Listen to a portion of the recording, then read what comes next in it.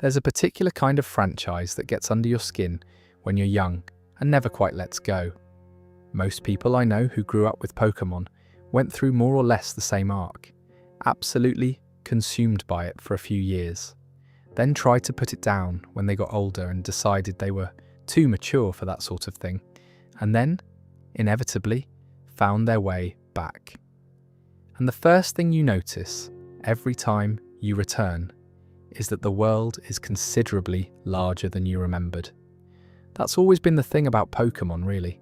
From the outside, it looks simple enough. You catch creatures, you train them, you battle other trainers. For children? Fine. But there's almost 30 years of accumulated lore, mythology, design history, and genuinely strange detail underneath that surface. And most of it doesn't get talked about nearly enough. So that's what this video is. A long, unhurried wander through the Pokemon world. Not a countdown, not a ranked list, nothing building toward a dramatic reveal.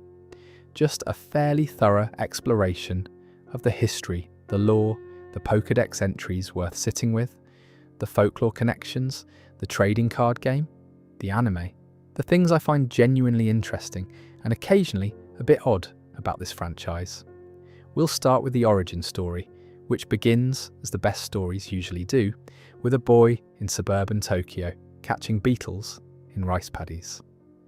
We'll go through the regions and what they're actually based on, the in-game creation mythology, which is proper mythology rather than hand-wavy game lore, some of the Pokédex entries that deserve more attention than they usually get, the trading card game's separate and rather chaotic history, and quite a bit more besides. I've tried to structure it so each section sits more or less on its own, so if you drift off and wake up somewhere in the middle, you haven't missed a crucial plot point. There isn't one. It's a series of interesting things, assembled as comfortably as possible. If you'd like to know when more videos in this series go up, subscribing is the easiest way to stay across it. I'm planning quite a few more of these. Right, let's begin with a suburb of Tokyo in the 1960s. Satoshi Tajiri was born in 1965 in Machida, which at the time was still a fairly semi-rural suburb on the western edge of Tokyo. Not farmland exactly, but the kind of place where you could walk out the back of your house and find yourself in fields, or down by a river, or picking through the undergrowth of a small patch of woodland. The sort of landscape that has basically disappeared from the edges of Japanese cities since then. He was, by all accounts, absolutely obsessed with insects. Not in the casual way that plenty of children are for a year or two, properly obsessed.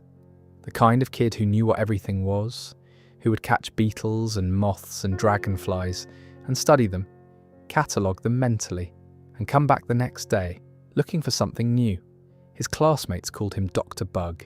He genuinely wanted to be an entomologist when he grew up. I find this detail quietly wonderful, honestly.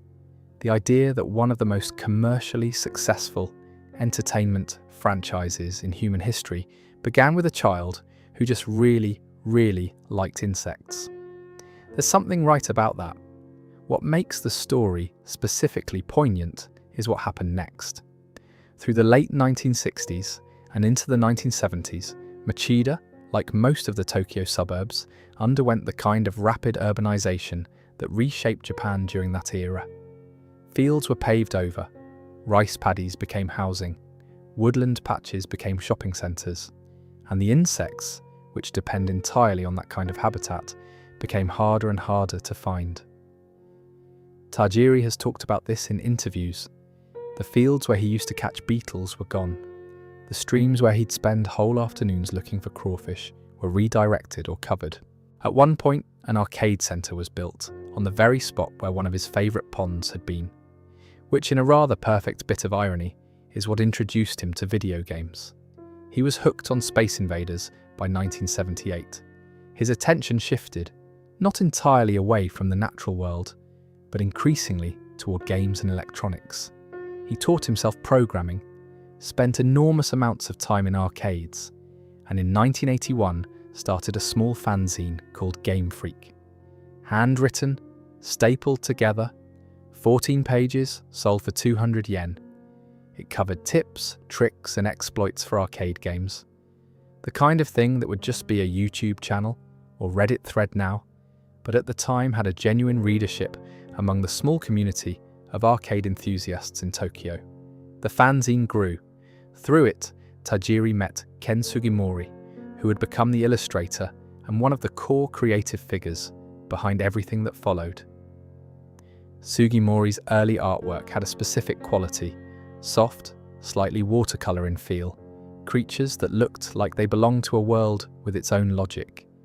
The two of them eventually turned Game Freak from a fanzine into a game development company in 1989, spending the following years making small titles for various publishers on Nintendo hardware while pitching the project that had been forming in Tajiri's mind for years.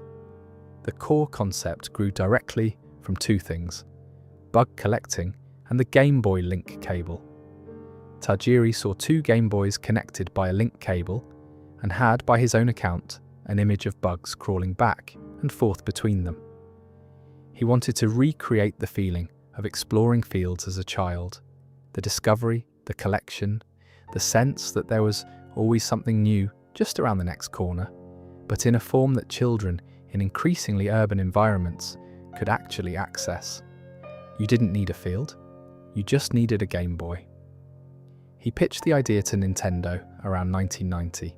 It was initially called Capsule Monsters, a name that had to change fairly quickly due to trademark complications, and what followed was 6 years of development that, by every account, were considerably harder than anyone had expected. Game Freak nearly went bankrupt more than once. Staff went unpaid for months at a stretch. Tajiri himself reportedly lived on almost nothing and barely slept. The team at various points numbered around 15 people, working under conditions that would be considered unsustainable now. Shigeru Miyamoto, the creator of Mario and Zelda, arguably the most significant person in the history of video games, was assigned by Nintendo to oversee the project and serve as a kind of mentor. Tajiri admired him enormously, and the connection between the two men shows up in one of those lovely small details the franchise embeds quietly. The default name options for the player character and rival in the original Japanese games include Satoshi and Shigeru. The anime's Ash Ketchum is Satoshi in Japan. Gary Oak is Shigeru, a small tribute that the vast majority of Western fans have never known about. Pokémon Red and Green launched in Japan in February 1996. The reception was initially modest, well reviewed, but not immediately the cultural phenomenon it would become. What turned it around reportedly was a rumour, specifically the rumour of Mew, the 151st Pokémon, hidden in the game, accessible through a series of steps that were almost impossible to verify and that most players couldn't reproduce reliably. Nintendo hadn't officially announced Mew's existence. The rumour spread through Japanese schools the way only genuinely exciting secrets do, whispered between classmates at lunch, passed along through networks of children who all had a friend of a friend who'd heard something. Everyone wanted to find it. Sales started climbing, and by the time the anime launched later that year, Pokémon was already building towards something large. It's a wonderful thing to think about, the Mew rumour. In the age of day one patches, data miners, and launch day wikis, there's something almost mythological about a secret that spread entirely through word of mouth, that nobody could confirm or deny, that lived entirely in the imaginations of a generation of children. That specific kind of excitement is probably impossible to replicate now, but it's partly what made those original games something people remembered for their whole lives. One more thing worth knowing about Tajiri, which adds another dimension to the story. He has spoken publicly about having Asperger's syndrome, and the way he's described his childhood, the intense encyclopedic focus on insects, the ability to lose himself entirely in a field for an afternoon cataloguing what he found, maps quite clearly onto what we know about how deep focus interests can work. The franchise he created rewards that same kind of attention. The Pokédex is, essentially, a monument to detailed classification. The entire game is about patient observation and careful collection. He built something in his own image, in the most literal possible sense. The Game Freak company's path to Pokémon wasn't entirely smooth, even after Nintendo signed on. Their first commercial game, Mendel Palace, was released in 1989 and did reasonably well. Yoshi and Mario and Wario followed. These projects served their purpose. They proved the company could deliver, could work within Nintendo's systems, could produce something worth releasing. They're mostly forgotten now. They were stepping stones. What Tajiri has described as the crucial moment of the Pokémon concept was simply seeing two Game Boys connected by a link cable and imagining something travelling along it. Not the games they were running, just the cable. The small physical connection between two separate devices. He imagined bugs. The cable as a natural pathway. Two separate environments, connected. Something alive moving between them. That image, from that moment, carried the franchise all the way through and out the other side. Much of the development was driven by personal conviction rather than commercial calculation. Nintendo was not immediately enthusiastic about the concept. The idea of a Game Boy game built around trading creatures between devices was unusual, and the development stretched well past anything that had been initially planned. At various points, the project was nearly cancelled. What kept it going, by most accounts, was Tajiri's absolute refusal to let it die, and the small team's belief that what they were making was genuinely new. The franchise that would eventually generate over $100 billion in revenue was built on stubbornness, delayed wages, and an image of bugs crawling down a cable. There's a particular kind of faith required to continue working on something for 6 years when you're not being paid reliably, when the company is repeatedly on the edge of folding, and when the thing you're making is something nobody has done before, and that you therefore cannot point to as evidence of what it might become. Tajiri had that faith. The team had it. That's the part of the origin story that doesn't get told often enough. One more small thing, the full title of the original Japanese games before they became Pokémon internationally was already Pocket Monsters, Paketo Monsuta, and the abbreviated Pokémon was always the intended shorthand. The franchise knew from the beginning what it wanted to be called. The A with the accent in the English title was a deliberate choice to force the correct pronunciation. Without it, English speakers would likely have said Pokémon with a flat vowel. The accent was added to protect the sound of the name, a small typographical decision made once that has been reproduced billions of times since. One of the things that holds up surprisingly well about the original 151 Pokémon is how deliberate the design decisions feel, even the silly ones. These weren't creatures invented randomly. Every one of them was the result of Ken Sugimori and a small team trying to design something that felt plausible, not realistic exactly, but as though it could have evolved, could exist somewhere, could fit into a natural world that runs slightly differently from ours. Let's start with the mascot question, because it's one of the more interesting bits of early Pokémon history, and one that most people genuinely don't know about. Pikachu was not the original choice for franchise mascot. That role was very nearly given to Clefairy. In the original Pokémon manga, a separate piece of media released in Japan alongside the games, the main character, Red, has a Clefairy as his partner rather than a Pikachu. Clefairy was considered the natural fit, pink, round, inherently cute in the way that Japanese entertainment had learned to leverage very effectively. When the anime was being developed, the question of which Pokémon Ash would travel with was apparently genuinely open for a while. Pikachu won out, the story goes, partly because it tested better with a wider demographic. Specifically, it performed more strongly with girls in market testing than Clefairy did, which is a slightly mundane explanation for one of the most recognizable product decisions in entertainment history. But there you are. The name Pikachu comes from two Japanese onomatopoeia. Pika pika is the sound of sparkling or of electricity crackling, a quick, bright sound. Chu is the sound a mouse makes in Japanese. Put them together and you have an electric mouse that goes sparkle squeak, which is exactly what it is. The naming logic for most Pokemon is this direct once you know where to look. Raiden, the large rhinoceros-like Pokemon that most people associate with mid-game grinding in Kanto, was actually the very first Pokemon ever designed. Not Bulbasaur, not Charmander, not Pikachu. Raiden.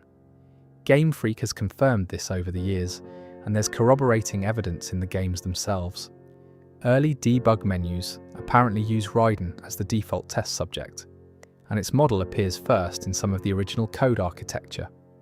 There's something I find mildly funny about this, that the first creature ever drawn for the franchise isn't the mascot or one of the iconic starters, but a large grey rhinoceros that most casual fans couldn't pick out of a lineup without hesitation. Electrode, if you look at it for more than a moment, is literally an upside-down Pokeball. The red semicircle is on top, the white on the bottom, and there's an angry-looking face in the middle. Whether this was a deliberate design shortcut from the early days of development, or a knowing joke worked into the final product, it reads as both simultaneously, and it has never not struck me as funny. Hitmonlee and Hitmonchan are named after Bruce Lee and Jackie Chan respectively in the English localization, which most Western fans have always known. What's less known is that in Japan they're called Sawamura and Ebiwara, named after real Japanese martial artists, Tadashi Sawamura, a kickboxer, and Hiroyuki Ebihara, a flyweight boxer. The English localization took the spirit of the decision, naming fighting Pokemon after martial arts icons, and swapped the specific references for ones that would be more globally recognizable. Fair enough, probably. Though something is slightly lost in it, the original names feel more like a direct tribute. Far-fetched is a direct reference to a Japanese proverb. A duck comes bearing green onions.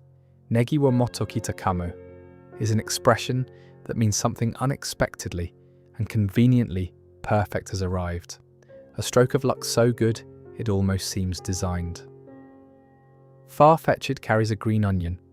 It is, in the context of the Pokemon world, apparently considered a delicacy, and several Pokédex entries note that it was once hunted nearly to extinction for this reason. This is one of those quietly grim ecological subplots the games slip in occasionally, presented without comment. Gengar is a Pokemon that has attracted quite a bit of fan theorizing over the years, and I think some of it is genuinely compelling. The most discussed theory is that Gengar is the shadow form of Clefable. Their body shapes are remarkably similar, both share the same weight in the Pokédex, and there's a thematic symmetry between Clefable, which is associated with starlight and the moon, and supposedly descended from space, and Gengar, which lurks in shadows, and is associated with the feeling of being watched from just behind you. Whether this connection is intentional on the design team's part, or an emergent consequence of both being designed with similar rounded forms, it rewards thinking about.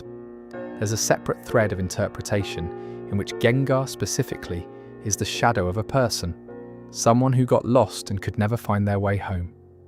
Several entries across different generations describe it haunting bedrooms and hallways, dropping the temperature of a room, the shadow that seems slightly wrong. We'll come back to this in more depth a bit later when we get to the haunted corners of the games. Sugimori has spoken in interviews about the philosophy behind the original designs. Every Pokemon should feel like it could plausibly exist, not in our world necessarily, but in some world. The fantastical ones should have internal logic. A ghost type should feel like a ghost in a way you can recognize. A rock type should feel like it's made of rock, rather than merely labelled as such. The idea was that the world of Pokemon should feel like an ecology, with creatures that had evolved into their roles, not a bestiary assembled by committee. You can feel this in the designs that work best. Magnemite is a magnet with an eye. Ghastly is a sphere of gas. Lapras looks exactly like an ancient marine reptile given personality and grace. They're not complicated, but they feel right. which is considerably harder to achieve than it looks. One detail worth noting: the reason the game has 151 Pokémon and not 150 is Mew. Mew was added very late in development by programmer Shigeki Morimoto, with Tajiri in on the prank, squeezed into roughly 300 spare bytes of code just before the game went to mastering. It was not supposed to be there, and it became, arguably, the most iconic secret in the franchise's history. There's a quiet lesson buried in that, somewhere about the value of leaving a little room for unexpected things, and about the fact that the most important element of something is sometimes the one that snuck in at the last moment. Pokémon name construction follows a fairly consistent logic once you start noticing it. Most are portmanteaus, two elements combined into one word that describes the creature. Bulbasaur, bulb plus saurus, the Greek for lizard. A lizard with a bulb. Charmander, char meaning to burn, and salamander, the amphibian long associated in folklore with fire and survival. Squirtle, squirt and turtle. The original starters are, in retrospect, being quite direct about what they are. Abra and Kadabra are drawn from the great word of stage magic abracadabra across an evolutionary line, while Alakazam instead takes its name from the separate incantation Alakazam. Snorlax comes from snore and relax. Jigglypuff combines jiggle with puff for the wobbling and the roundness. Gengar is thought by many to derive from the German doppelganger, the shadow double, which paired with the theory that Gengar is specifically Clefable's shadow, makes the etymology doing interesting work. What I find appealing about this system is that it rewards thinking about. You encounter a name, you puzzle out the components, and the creature makes slightly more sense than it did before. The names are small puzzles, distributed everywhere, and most of them have been there since the beginning. The collaborative nature of the original design process is interesting to sit with. Sugimori was the primary artist, but the designs came from a small team working in close proximity, with creatures being proposed, rejected, reworked, and sometimes discarded entirely. The spirit of that collaboration shows in the coherence of the final set. 151 creatures that feel like they could share a world, despite spanning an enormous range of types, sizes, and conceptual starting points. There's also the question of what the designs were working against. The Game Boy was an extremely limited display device, small screen, low resolution, 4 shades of grey. Every Pokémon had to be recognisable at tiny size with minimal visual detail. This constraint shaped the designs in ways that are still visible. The big shapes, the clear silhouettes, the reliance on distinctive proportions, rather than fine detail. Limitations that seem like they would diminish the designs arguably made them more iconic than they would have been otherwise. The question of which Pokémon has the best name is entirely subjective, but I have a personal answer, and it's Arcanine. Arcane suggests mystery and hidden knowledge. Ein as a suffix conveys of or pertaining to, or like, as in canine, meaning dog-like. Arcane Ein, mysterious dog. It's also a Pokémon whose Pokédex entries describe it as a majestic, legendary, and impossibly fast, and which has always carried the Pokédex species title of a legendary Pokémon while being treated as a standard Pokémon in every game. It still reads like it should be legendary. The name lands correctly. One of the quieter pleasures of knowing a bit about Pokémon's geography is that the regions stop feeling like game maps and start feeling like places. Each one is based, with varying degrees of directness, on a real-world location. And once you know that, you start noticing all the ways the designs are doing something more than simply providing a backdrop for battles.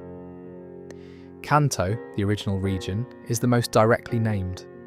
The Kanto Plain, in the Kanto region of Japan, is the large flat plain that contains Tokyo and the surrounding cities, the most densely populated area in the country. And in the game, it maps quite closely to the actual geography of the area. Pallet Town, where the player begins, is positioned roughly where the less urbanized southern edges of the real Kanto feel in terms of atmosphere. Cerulean City and Celadon City correspond loosely to actual cities in the region. The geography has been compressed and simplified. The real Kanto is considerably larger and more complex, but the skeleton is there if you look for it. Johto, introduced in Gold and Silver, sits directly adjacent to Kanto in the game world. You can actually travel between them once you've completed Johto's main story, which remains one of the series' most generous gestures to its players. It corresponds broadly to the Kansai region of Japan: Osaka, Kyoto, Nara. The aesthetic of Johto reflects this. It's more traditionally Japanese in feel, more historical in its architecture and atmosphere, a deliberate contrast to Kanto's slightly more modern tone. Johto feels older, more settled. Hoenn, the setting of Ruby and Sapphire, is based on Kyushu, the southernmost of Japan's 4 main islands. The overwhelming presence of water routes was deliberate. Kyushu is surrounded by sea on most sides, and the game was designed to reflect that. I remember people complaining quite vigorously about the amount of water in those games when they came out, and while I have some sympathy for anyone who had to surf across Route 110 for the 40th time, it was doing something geographically correct. The complaint is valid. The intention was good. Sinnoh, the setting of Diamond and Pearl, is based on Hokkaido, the large northern island that's considerably colder and more sparsely populated than the rest of Japan. This shows throughout the design. Sinnoh is mountainous, snowy in the north, and the mythology that underlies it draws heavily from the indigenous Ainu culture of Hokkaido as well as Norse mythology. The creation story centered on Dialga, Palkia, and Giratina feels distinctly different from other regions, older, weightier, more cosmological in its reach. We'll spend proper time with that mythology in a later section.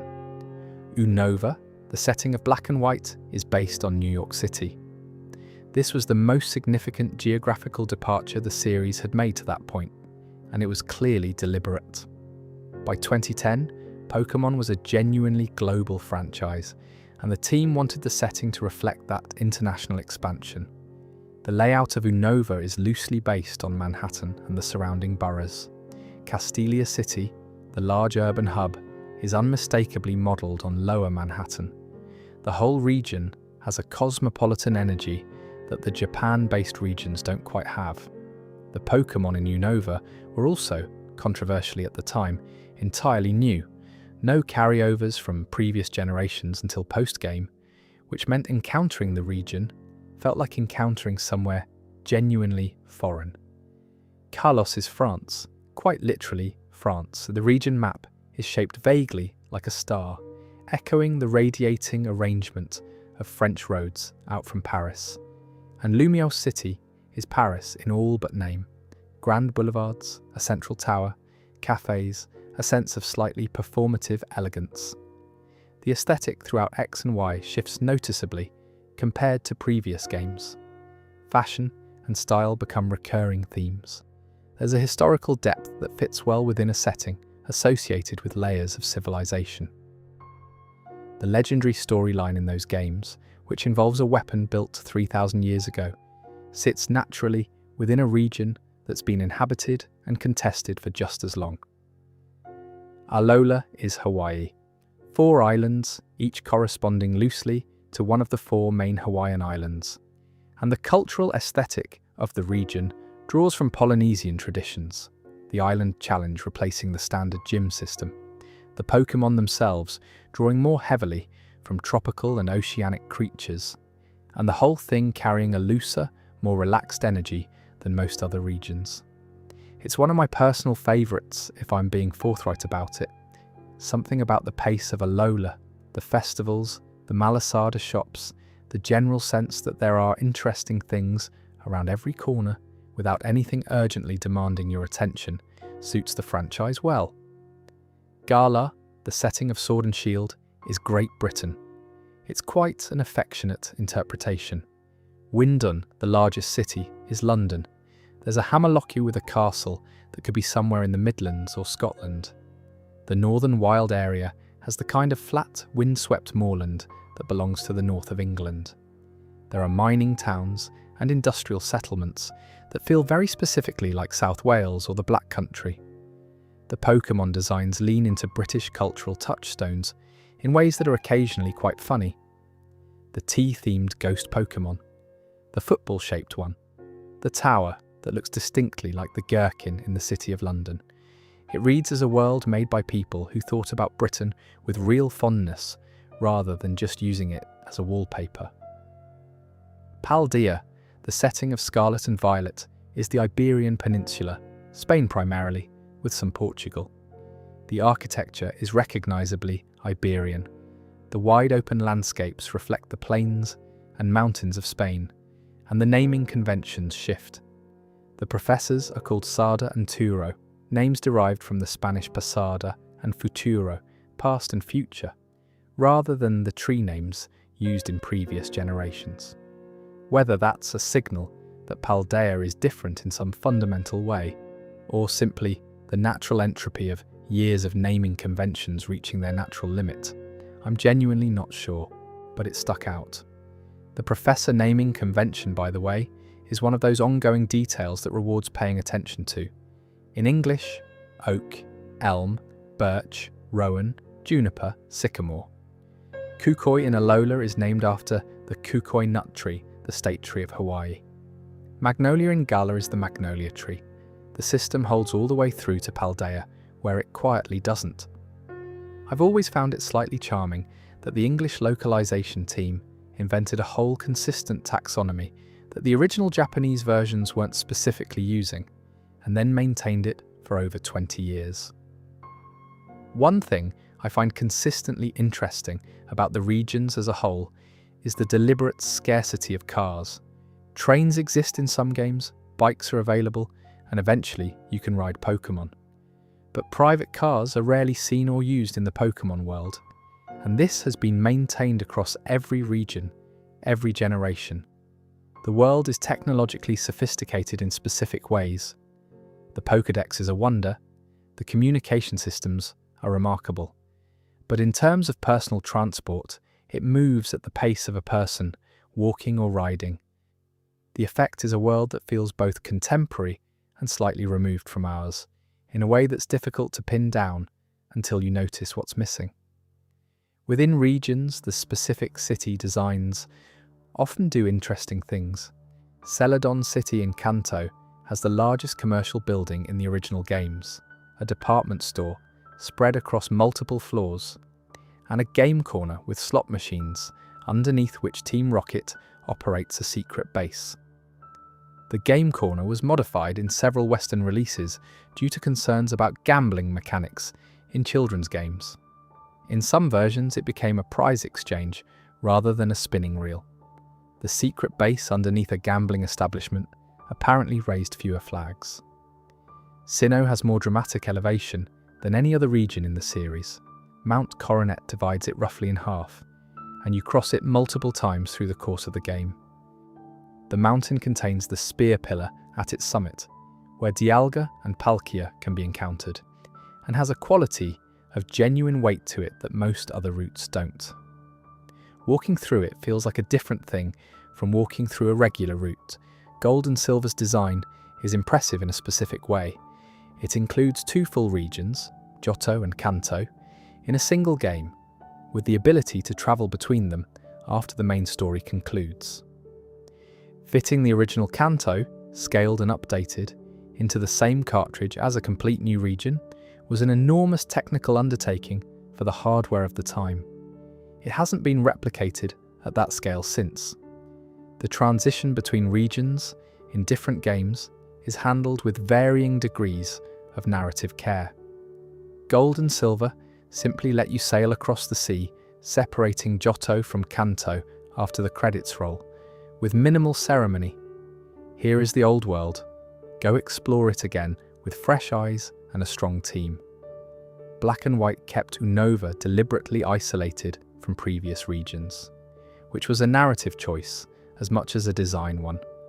The game wanted you to encounter this world as though for the first time, without the familiar reassurance of Pokemon you'd seen before. The naming of towns and cities within regions follows its own logic worth noticing. Kanto's cities are named after colours: palette, cerulean, vermilion, lavender, celadon, fuchsia, saffron, cinnabar, viridian, pewter. Johto's are named after plants and organic materials. The pattern doesn't hold rigidly across all regions, but the tendency to find a naming theme and apply it consistently speaks to how carefully the world building was approached even in its most surface-level details. The choice to base each region on a real geography rather than inventing something entirely from whole cloth is one of the quieter successes of the franchise's world building. It means the regions have an implicit coherence. The climate, the vegetation, the cultural aesthetic all pull from the same source. Players who know nothing about Japan or Hawaii or France still feel the difference between regions without being able to explain why. Geography seeps into design in ways that are difficult to fake, and grounding the regions in real places gave the designers a set of answers they hadn't had to invent. The Pokédex is, officially, an electronic encyclopedia that records information about every Pokémon a trainer has encountered. In practice, it's a collection of short descriptions written across the entire franchise and multiple games that ranges from the wholly mundane to the thought-provoking to the occasionally quite strange. I want to spend some time with the entries that I think deserve a proper look, not because they're alarming, but because they're interesting. Some are quietly melancholy, some are funny, some suggest a much larger and stranger world than the games usually let you see. Start with Yamask. Yamask is a ghost-type Pokémon introduced in Generation 5, small, floating, carrying a mask with its tail-like appendage. The design looks fairly innocuous, and then you read the Pokédex entry, which explains that the mask Yamask carries is its own former face. Not a mask it found or was given, its face from when it was alive as a human. Several entries across different games note that Yamask will sometimes stop and look at the mask and cry. That's a genuinely sad piece of writing. The idea of a creature caught between two states of existence, unable to process what it has become, carrying the literal image of what it used to be and grieving it.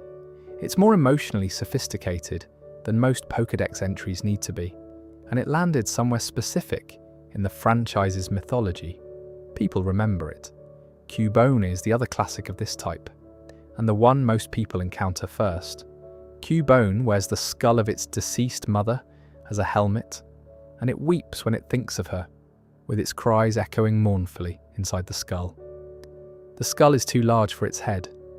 It looks up at the full moon and cries out.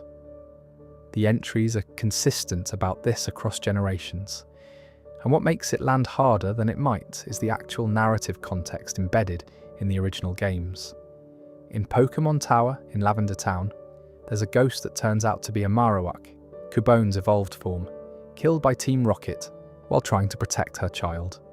Her child is still in the tower below. She cannot leave. The whole area is a cemetery. It's a lot for what is nominally a children's game, and it works precisely because the game doesn't make a production of it. Drifloon is lighter, though lighter is relative here. It's a balloon-shaped ghost type that floats around and, according to multiple Pokédex entries, grabs the hands of small children and drags them away. The Sun entry specifies that it dislikes heavy children. I genuinely don't know whether this particular detail was intended as a joke or just emerged from a writer reaching for something strange, but it is objectively very funny. A single sentence about a creature that abducts children, with the qualifier that it prefers lighter ones. Spoink is one I find myself thinking about more than is probably warranted. Spoink is a small pig-like Pokémon that bounces constantly on its spring-shaped tail. The Pokédex notes across multiple entries in multiple games that the bouncing keeps its heart beating. If it stops bouncing, it dies. It cannot stop. It is always bouncing. Just sit with that for a moment. A creature for whom the act of staying alive is endless, involuntary, perpetual motion. There is no rest for Spoink, there is only bouncing for however long it lives. Mimikyu is one of the more recent entries in this category and arguably one of the most carefully constructed. It's a ghost fairy type, wearing a crude handmade Pikachu costume, lumpy, clearly fashioned by something that doesn't have great fine motor skills. The Pokédex explains that it hides under this costume because it wants to be loved the way Pikachu is loved and knows that its true form frightens people. A researcher who tried to look under the costume to see what Mimikyu actually looks like reportedly died of shock. We don't know what's underneath. We're not meant to. What I find affecting about Mimikyu, beyond the obvious pathos of a creature dressing up in the image of the most beloved Pokémon in the franchise in order to experience some fragment of connection, is the quality of the effort visible in the costume. It made the best attempt it could. The care is there even in the imperfection. The sadness of it is specific and earned. Shedinja is the strange mechanical outlier in this group. It appears when Nincada evolves. You get the evolved form Ninjask, but if you have an empty slot in your party, a Shedinja also appears. Shedinja is the hollow shell left behind by the evolution, the old exoskeleton that somehow moves. It doesn't technically have a living body. Its special ability, Wonder Guard, makes it immune to nearly everything. Only super effective moves can harm it. And the Pokédex warns that anyone who looks into the hole in its back will have their soul stolen. The soul-stealing element aside, there's something philosophically interesting about Shedinja as a concept. It's a creature that exists as a byproduct, a remnant. It wasn't born, and it didn't evolve. It's what was left behind when something else became something new. The game's mechanical system treats it as a full Pokémon. The lore treats it as something slightly less than that, something hollow. Both seem true simultaneously. Sinistea is a ghost possessing a cup of tea. I want to say that plainly first because the concept alone is quite good. It's the spirit of someone who died alone, which wandered until it found a teacup to inhabit. The violet entry notes that it steals vitality from anyone who drinks it, but that most people are saved by the fact that it tastes genuinely terrible. Some devotees, apparently, prepare elaborate cups of tea, specifically hoping a Sinistea will come to possess their beverage. I find this image endearing in a peculiar way. And then there's Electros, which earns a place in this section for a different reason entirely. It has no type weaknesses. None. It's an electric type, which would normally mean vulnerability to ground moves. But Electros has the ability Levitate, which grants immunity to ground. And because its only conventional weakness is covered, it has genuinely zero type disadvantages in the game system. Many other Pokémon can be countered by something. Electros simply cannot. It levitates slightly above the ground, calmly, without weakness, and the game's entire type-matching logic quietly fails to apply. Banette is worth sitting with for a moment. It's a ghost-type Pokémon that looks like a small zipped-up doll, and the Pokédex explains that it's a discarded plush toy animated by the grudge of abandonment, a child's doll thrown away, now endlessly searching for the child who discarded it. The zipper across its mouth contains its power, and opening it releases the accumulated curse. It never stops looking. This is a very specific piece of psychology made into a creature. The anxiety of being loved and then not loved. The specific kind of abandonment that isn't violent or dramatic, but simply the quiet withdrawal of attention, given a small, persistent, perpetually searching form. Beware goes somewhere different. It's large, bear-like, apparently cheerful. It wants to hug you. The Pokédex notes that it hugs with sufficient force to crush your spine. It's not malicious. It simply struggles to regulate its own strength, and its entries describe the trail of broken spines left by its expressions of affection, with a tone so calm it cycles from funny to uncomfortable, and back. Chandelure deserves a mention because what it does is particularly thorough. The entries describe it absorbing the spirits of those burned in its eerie flames. with those spirits then wandering aimlessly, unable to return or move on. It doesn't just harm you, it separates what you are from where you needed to be permanently. The decision to include genuinely dark entries in a children's franchise has been consistent across the franchise's history and multiple creative teams, which suggests it was never accidental. Someone decided early on that the Pokédex should tell the truth about the world, that not everything in it is safe or kind, that some creatures are genuinely dangerous or tragic, that the world of Pokémon is large enough to contain things that don't resolve neatly. That decision has made the Pokédex something worth actually reading, which a simpler franchise wouldn't have bothered to achieve.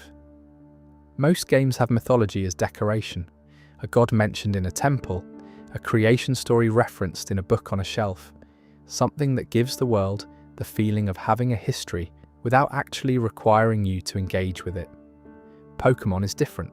The creation mythology of the Pokémon world, as it's been built out across the series, particularly through the Sinnoh games and the Johto and Hoenn legendaries, is a coherent, cosmological system that rewards actually sitting with it. Let me try to lay it out. At the beginning, there is nothing. And then there is Arceus. Arceus is described in the Pokédex as the original one, who is said to have shaped the universe with its 1,000 arms before resting. It exists before time, before space, before matter. It's a white horse-like creature with a gold ring around its body, and it carries the weight of the franchise's entire cosmology on that elegant design. The creation plate found in Sinnoh's Canalave library reads, "In the beginning, there was only one. A single entity, everything from nothing. The primordial creator at rest after the act of creation. It's drawing from cosmological traditions that are broad and human and immediately recognizable across cultures." From Arceus came three, Dialga, Palkia, and Giratina. Dialga embodies time. Palkia embodies space. Together, they represent the two fundamental dimensions of physical existence, and when you encounter them in Diamond and Pearl, arriving through the rift at Spear Pillar, as the villain Cyrus tries to collapse both into a new universe of his own design, you are meeting two of the principles by which reality itself is organized. Giratina represents antimatter, or more precisely, distortion and chaos, the necessary third term that makes the other two function properly. Where Dialga and Palkia are majestic and stable in their design, Giratina is unsettling, a serpentine creature with wings like a bat and a quality of wrongness about it. Arceus, according to the mythology, banished Giratina to the distortion world, a mirror dimension where the laws of physics don't apply in the expected way because of its violent nature. And the distortion world, when you explore it in Platinum, is one of the more genuinely strange environments in the series. Everything inverted, gravity unreliable, the landscape fractured and recursive in ways that feel deliberately disorienting. There's something theologically interesting in this structure. The creator makes three, the orderly pair and the chaotic one. The chaotic one is exiled but not destroyed, because you can't destroy a fundamental principle. Chaos doesn't go away, it's contained. The distortion world exists as a kind of pressure valve for the universe, a place where what can't exist in normal reality has somewhere to be. Arceus then created three more, Uxie, Mesprit, and Azelf. The Lake Guardians. Uxie embodies knowledge, Mesprit embodies emotion, Azelf embodies willpower. And according to the mythology, these three qualities are what Arceus gave to all living things. They settled in three lakes in Sinnoh, Lake Acuity, Lake Verity, and Lake Valor, and they are small, unassuming creatures to look at. But they carry the qualities that make living things capable of anything at all. This is quite beautiful as a piece of world building, I think. The three psychological foundations distributed into three lakes, waiting quietly at the bottom of the world. The implication that consciousness, knowing, feeling, choosing, was a gift, distributed outward from three small beings resting in deep water. Meanwhile, in Hone, something different was happening. Thousands of years ago, in a primal age when the world overflowed with natural energy, two enormous primal entities came into existence from the raw energy of the planet itself. Kyogre, a being of ocean and expansion. Groudon, a being of land and heat. They are not created by Arceus the way Dialga and Palkia are. They emerge from something more elemental, more geological, and their meeting, accidental or perhaps inevitable, became conflict. Kyogre expanded the seas. Groudon raised the land. Both were expressions of pure elemental force without anything like intention, and the conflict between them threatened to unmake the world entirely. Rayquaza, a dragon who lived high in the upper atmosphere above the clouds and had never encountered either of them, descended to end it. Both Kyogre and Groudon retreated to deep caverns and fell into a kind of sleep, sealed there by two orbs left at Mount Pyre. What I find interesting about this strand of the mythology is how different it feels from the Sinnoh creation story. Arceus creating Dialga and Palkia is deliberate, ordered, almost theological.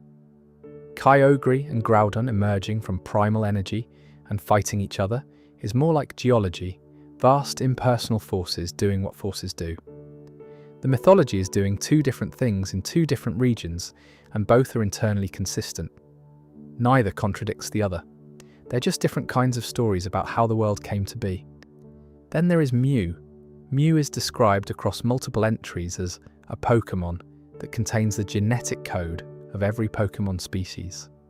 It's the ancestor, or the blueprint, or both. This is never fully resolved in the games. It sits as a piece of lore that the series keeps referencing without quite committing to a definitive explanation.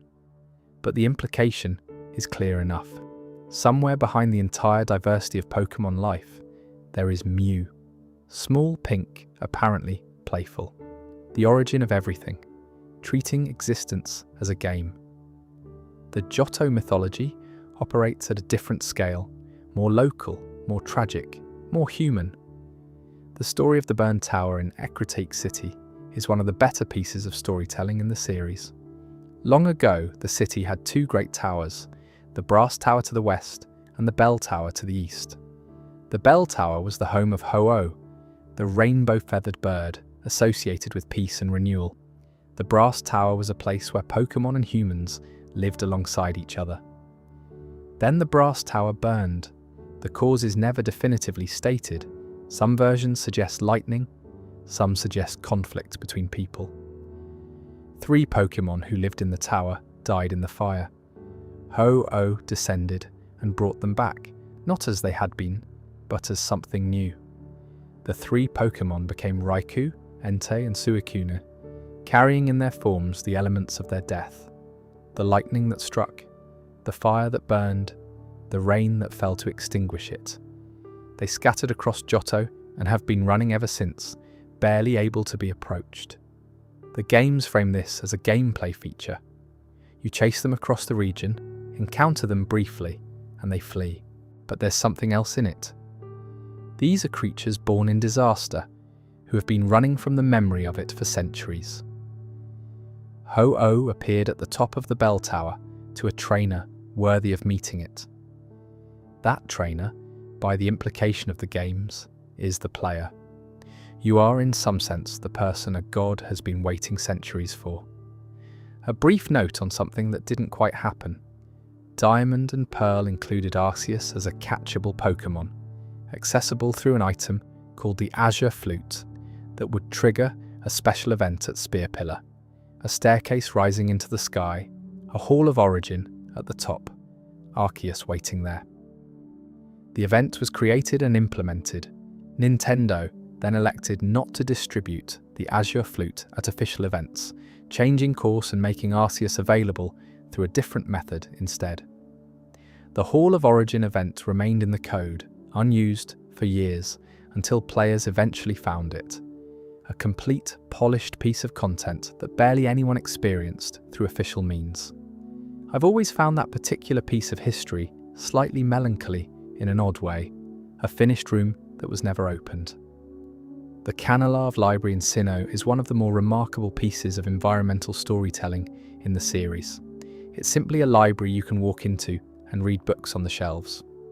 Those books contain cosmological mythology, creation stories, and observations about the relationship between humans and Pokemon. Most players walk through checking for items, but the books are genuinely worth reading.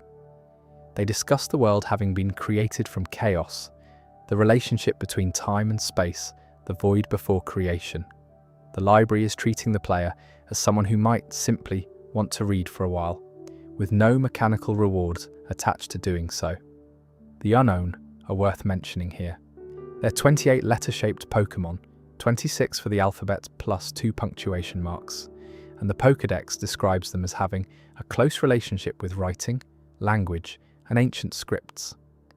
Whether the symbols humans created to represent things came first, or whether the Unown themselves did, is left deliberately unresolved. They appear in ruins. They generate dimensional distortions when gathered in sufficient numbers. What they actually are, ancient guardians, tools, something with genuine awareness, the series has never fully committed to answering. The Azelf, Mesprit, and Uxie mythology also connects to the overall creation story in a way worth noting. By distributing knowledge, emotion, and will into specific places in the world, Arceus essentially made those qualities discoverable. They're not abstract principles floating free, they're findable in 3 specific lakes, waiting, which implies something about whether understanding, feeling, and choosing can be learned or only found. The relationship between Pokemon mythology and the real-world mythology it draws from is rarely direct imitation. It tends more toward absorption and transformation. The Ho-Oh resurrection myth, for instance, doesn't map neatly onto any single folkloric tradition. It draws from Phoenix mythology, from Shinto resurrection stories, from the specific emotional logic of the game's Johto setting. The result is something that feels rooted without being derivative. The creation story's internal consistency is also worth noting. Arceus creates Dialga, Palkia, and Giratina.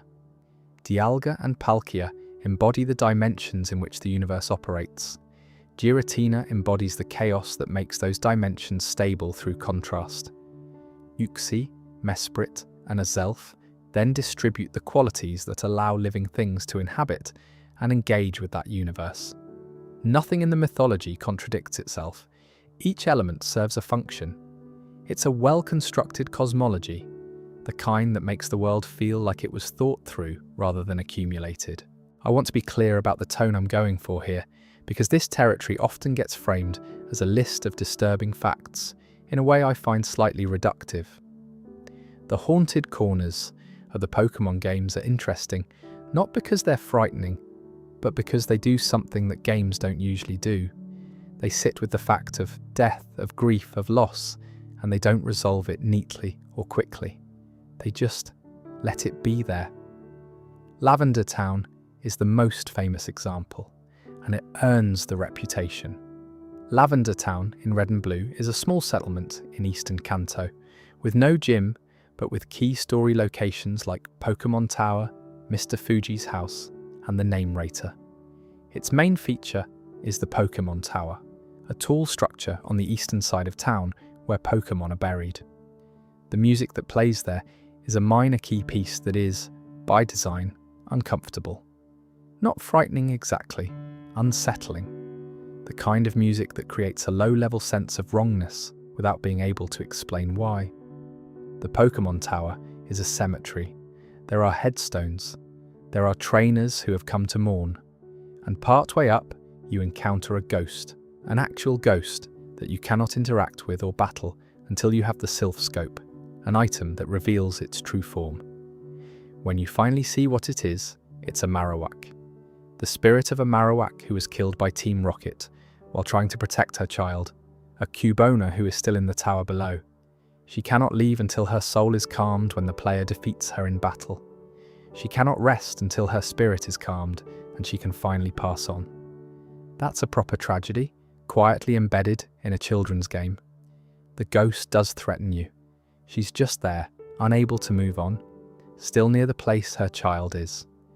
When you help her pass on, the game makes no ceremony of it. She simply leaves, and the tower goes quiet. The old chateau in Sinnoh's Eterna forest is a different kind of haunting, less about grief and more about wrongness. You can visit it at any point, after obtaining Cut and the Forest badge, though nothing requires you to until late in the game. It's an abandoned mansion in the middle of a forest, and it has a quality the other buildings in the series don't. The persistent feeling that something is watching you from just outside the frame. One of the paintings has eyes that follow you. A girl appears at the end of a hallway and vanishes when you enter the room she was standing in. A butler does the same. Neither of them is explained. The game provides no context for what happened to the family that lived there. They're simply there, the remnants of something left without resolution. This kind of deliberate absence of explanation is one of the more sophisticated tools in the series' storytelling. Not knowing is usually worse than knowing, and the chateau understands that. Rotom, incidentally, can be found hiding in the television in the back room, which is a piece of information so mundane seeming against everything else about the chateau that it lands as almost funny. Mist Pyre in Hoenn is where the orbs containing Kyogre and Gruden's power are kept. It is also a mountain cemetery. Elderly people sit beside graves tending them, and the weather around the peak is persistently grey. The Pokémon you encounter there include ghost types associated with resentment and skulls, and the whole area has a weight that the generally sunny, aquatic aesthetic of Hoenn doesn't prepare you for. The series returns to this move repeatedly, tuck something genuinely somber into the middle of a colourful world and let the contrast do the work. The AZ storyline in X and Y is, I think, one of the best pieces of narrative the series has ever produced, and it's tucked away in the corner of a game most people remember primarily for its 3D graphics and the introduction of Mega Evolution. AZ is a man you encounter occasionally throughout Kalos, impossibly tall, roughly 3 meters in height, moving with the specific weariness of someone who has been tired for a very long time. He does explain himself. You keep encountering him, and near the end of the game, you learn his history. 3,000 years ago, AZ was a king. He had a Floette, a small fairy-type Pokémon, which he had raised from when he was young, and which he loved. The Floette was killed in a war. AZ, in his grief, built a machine. The machine could attempt to clone Pokémon and people from genetic samples, but it required a strong inherent life force in those samples to succeed. Thousands of Pokémon died to power it. The Floette came back. The machine, repurposed as a weapon and used in the war, killed enormous numbers of people and Pokémon. The Floette, learning what her resurrection had cost, left AZ. He has been walking the world ever since, 3,000 years, kept alive somehow by the residual energy of the machine. Not as punishment exactly, just because he can't stop. At the end of X and Y, after you've defeated the villain and the story reaches its conclusion, the Floette returns to AZ. That's it. That's the resolution. 2 small figures in a field, reunited after 3,000 years. The game lets you watch without commentary. It's extraordinarily restrained, and it stays with you precisely because it didn't try to be more than it was. The end storyline in Black and White operates differently, less about grief and more about what happens to people who are raised in isolation with a specific worldview constructed around them. N is the principal antagonist adjacent figure of Unova. He believes Pokémon should be free from humans, that the bond between trainer and Pokémon is inherently exploitative. He pursues this belief with a sincerity the games treat seriously rather than dismissively, which is what elevates him above a standard villain. What makes him more than that is the room. Somewhere in Team Plasma's castle, there's N's old room. It's full of toys, the marks of childhood everywhere. And the realization, which the game leaves for you to reach without stating it, is that N was raised there, in that room, in near isolation, from normal human contact, surrounded deliberately by abused Pokemon, so that his worldview would form in a particular direction. Someone made sure there were toys, but the whole architecture of the room is a cage, and the person who grew up in it turned out exactly as intended, which is the saddest part of it. The Pokemon Village in XY is a hidden clearing near the end of the game where Pokemon who have been abandoned by their trainers come to live. You find uncommon and rare Pokemon there, all of them behaving with the specific wariness of something that has learned not to trust easily. The game makes no announcement about what the place is. It shows it to you and lets you understand. There's a ghost in XY who appears in a specific room of a building in Lumio City, standing motionless, who says something odd when you approach, something about the elevator, something about needing to hear it, and then just keep staring at it. She appears in different versions of this moment elsewhere in the game. She's never explained. Whether she's a deliberate mystery, the residue of a cut storyline, or simply the series doing what it does, placing strangeness without resolution, is something Game Freak hasn't addressed. Various odd old women appear in multiple games and say something slightly off before disappearing, forming a quiet little thread running through the franchise. She varies in the specifics. The quality of her, specific, slightly misaligned with the world around her, offering information you didn't ask for, doesn't vary. The specific quality of Pokemon horror, if you want to call it that, is worth distinguishing from what that word usually means. It rarely operates through threat or violence. It operates through implication, through things that are almost right rather than obviously wrong, through the specific discomfort of encountering a world that looks cheerful and then glimpsing what sits underneath. The ghost of Marowak isn't frightening in the conventional sense. She's sad. The old chateau doesn't threaten you, it simply watches. This is consistent with the yokai tradition the games draw from, where the most unsettling figures are often not the obviously dangerous ones, but the ones who are simply there, present in a way that defies easy categorization, doing something that doesn't fit the ordinary logic of the world. The unnamed ghost girl in Lumio City is operating in exactly this register. She's not hostile, she's barely anything at all, and that's what makes her linger. The AZ storyline remains, in my view, the clearest evidence that the mainline games are capable of genuine literary ambition when they decide to reach for it. It isn't the most prominent storyline in XY, it does affect the ending. Many players finish the game without fully understanding what they'd witnessed, but it exists, complete and emotionally precise, in the corner of a game that most people remember for something else. That's a specific kind of confidence in the material, a willingness to make something good that doesn't need to be noticed to justify its existence. The Pokemon trading card game exists in a slightly parallel relationship to the video games, related, drawing from the same source material, but with its own history, its own economy, and its own distinct relationship with the people who've played it. It launched in Japan in October 1996, the same year as the original games. The Western version, published by Wizards of the Coast, launched in the United States in January 1999, and what followed in 1999 was one of the stranger economic and social phenomena to hit primary schools in living memory. If you were a child in a Western country in 1999, you'll have a memory of this: cards being confiscated and banned from classrooms, elaborate trading hierarchies forming on playgrounds, older children exploiting younger ones who didn't understand the relative values, parents paying inexplicable amounts for holographic cards their children couldn't technically play the actual game with because none of the children had learned the rules.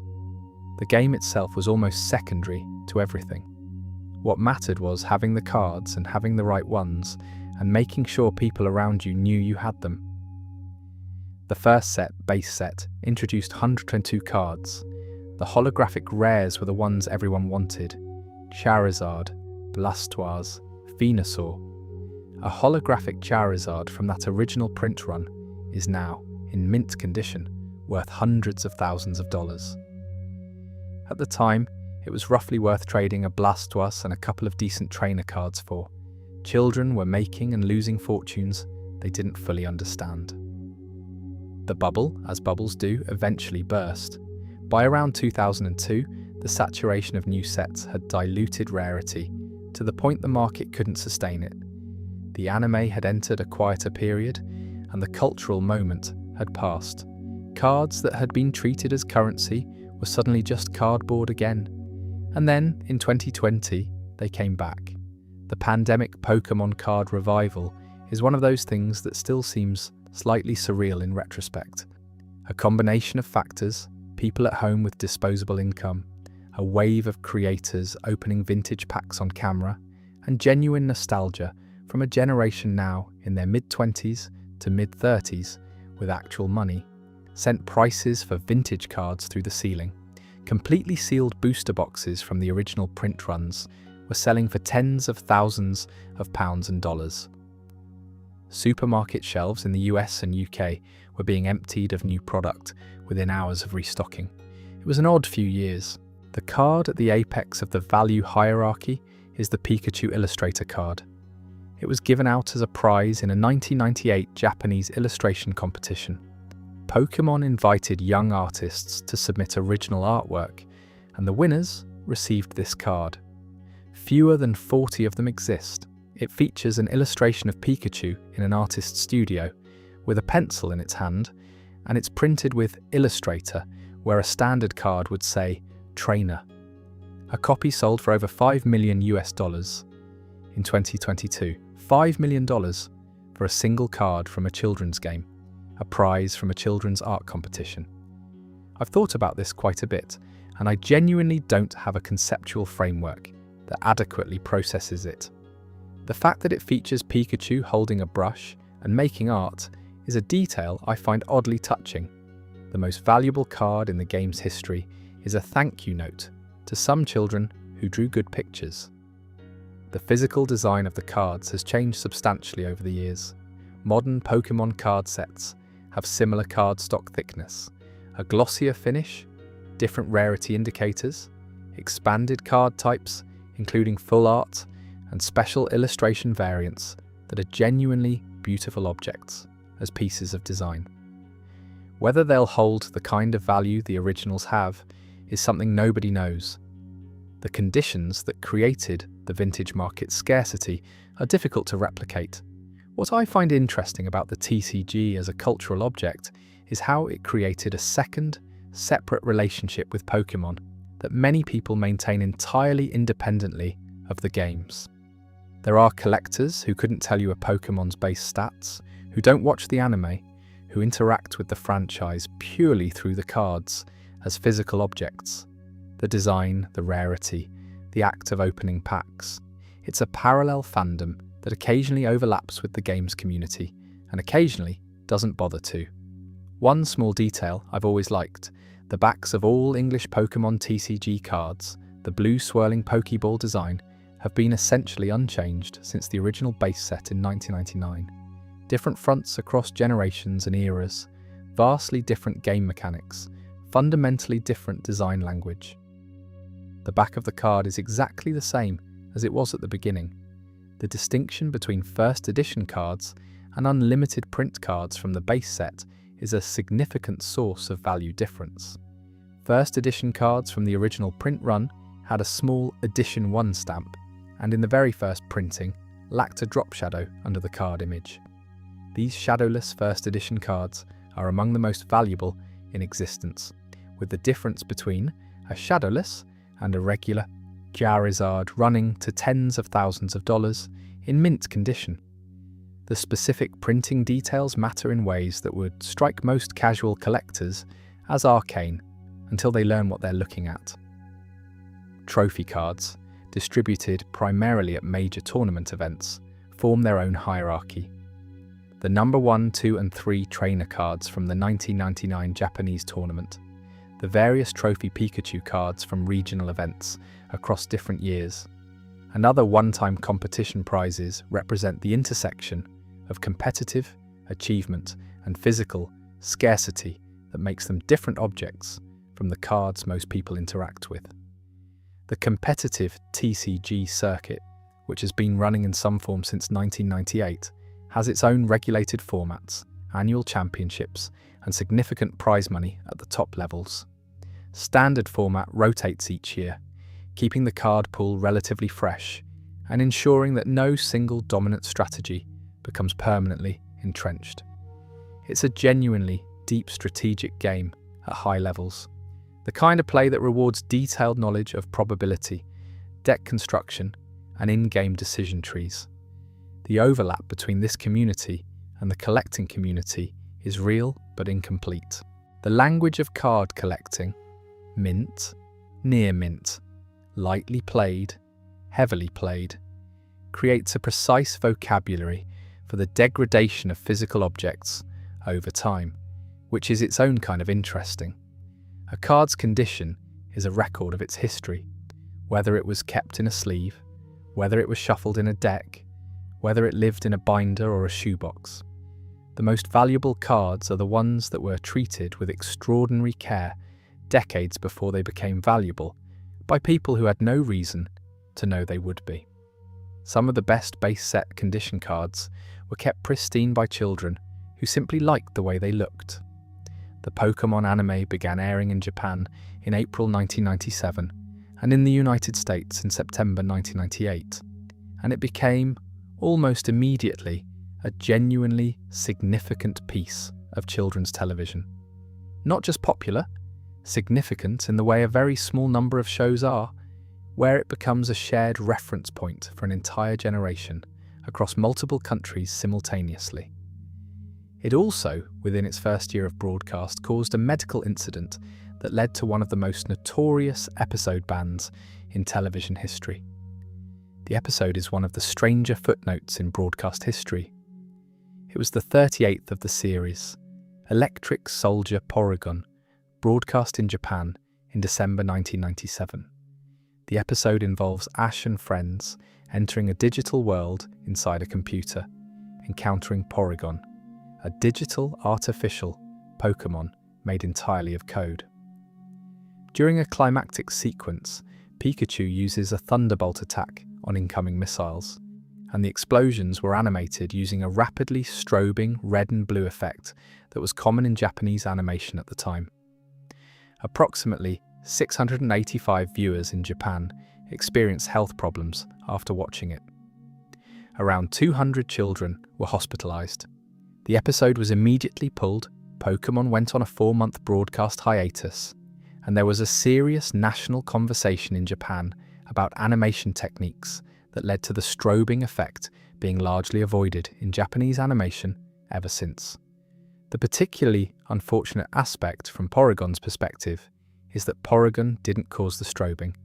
Pikachu did. It was Pikachu's attack, but the episode's association with the incident was enough to effectively exile Porygon from the anime entirely. Porygon has not appeared in a meaningful role since, despite being a recurring presence in the games. Neither has Porygon 2, introduced in Generation 2, nor Porygon Z from Generation 4, all 3 digital Pokemon, informally banned for a thing that one of them didn't do. It's a peculiar bit of franchise history. Ash Ketchum, Satoshi in Japan, named after the franchise's creator, is 10 years old at the start of the anime. He remained 10 for a remarkably long time.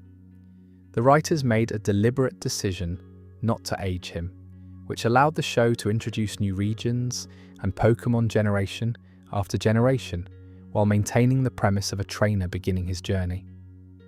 The practical effect was that Ash spent approximately 25 years of real time being a 10-year-old child, perpetually on the verge of becoming a Pokemon master. He finally won a world championship in 2022 in Pokemon Ultimate Journeys, defeating Leon in a battle the fan base received as both a long overdue vindication and a signal that this version of the story had reached its natural end. Ash's arc concluded with him having achieved everything he'd set out to achieve. The anime then moved on to new protagonists, Liko and Roy in Pokemon Horizons beginning their own journeys, and the era closed. The 4Kids Entertainment dubbing era of the anime, covering the original series for Western audiences, made a number of choices that have been affectionately mocked for decades. The most famous is the rice ball situation.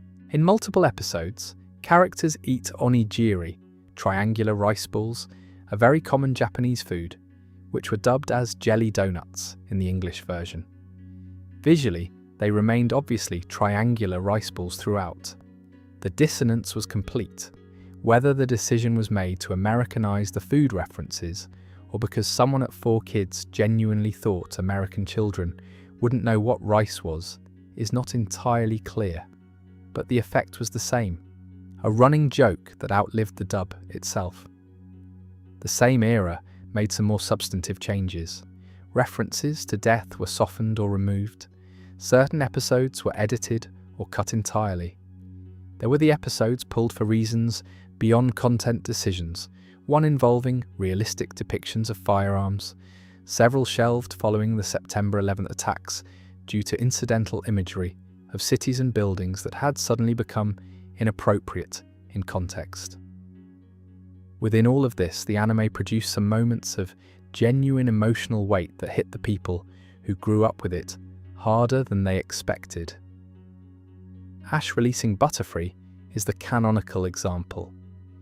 In the 20th episode, remarkably early, Ash encounters a group of Butterfree who are migrating to find mates. His own Butterfree, raised from a Caterpie, wants to join them. Ash helped it find a mate, and then he let it go.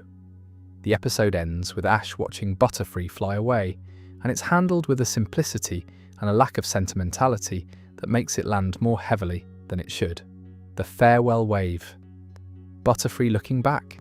It's one of the best episodes of children's television from that era, and I'd defend that claim. Misty's departure at the end of the original series, Brock's various arrivals and leavings, the Pokemon you catch and later release. The anime accumulated a surprising amount of genuine emotional history over the years. It ran in its original format. The fact that it maintained its premise for as long as it did without fundamentally changing anything is itself a kind of achievement. The Japanese name for the protagonist, Satoshi, being the name of the franchise's creator, adds a layer to all of this that I find quietly touching. Tajiri put himself into the story as directly as he could, the boy exploring, discovering, building relationships with creatures he finds along the way. That's just him. It's him as a child, catching bugs in a world where the fields never got paved over, and the things you found were extraordinary. The first Pokemon film, Mewtwo Strikes Back, released in Japan in July 1998 and internationally through 1999, was a meaningfully unexpected piece of cinema. It's a children's animated film with a villain who has a genuine philosophical position about the relationship between created things and their creators, a climax depicting brutal, emotionally exhausting combat among Pokemon, and a final sequence where all the Pokemon cry and the human characters have their memories erased. Children in cinemas in 1999 were not universally prepared for the emotional register. The film has stayed in people's memories for decades in ways that suggest it reached somewhere real. Pokemon Origins, a 4-episode miniseries released in 2013, retells the Red-Blue story with considerable fidelity to the games, following Red rather than Ash, in a tone more serious than the main anime. For players who grew up with the original games rather than the anime, it felt like the adaptation that had been missing. Mewtwo's appearance in the final episode is particularly well handled. The main English voice cast changed in 2006, when 4Kids' licensing agreement ended and Pokemon USA took over dubbing. Veronica Taylor, who had voiced Ash for 8 years, was replaced. The transition was controversial. Taylor's voice was as much a part of those early years as any visual element, and the debate about which era of dubbing was definitive has never fully settled. It's the kind of question that depends entirely on when you encountered the series. The Orange Islands arc, which ran in the anime between the Indigo League and the Johto seasons, is an interesting case study in the franchise working from original material rather than following a game structure. The Orange Islands don't exist in the main games. They're an anime original setting, created specifically to give the story time, while Gold and Silver were still in development. The arc has a different quality than the surrounding material, slightly looser, more experimental, with a gym structure unlike anything in the games, and some character work on Ash and Misty that the faster-paced game-adjacent seasons didn't always have room for. Brock's departure and returns across the series are more interesting than they're usually given credit for. He leaves the main cast twice, returns twice, and each time brings a slightly different quality to the dynamic. His running gag, falling in love with every girl he meets, being dragged away by Croagunk in the later seasons, is frequently cited as tiresome.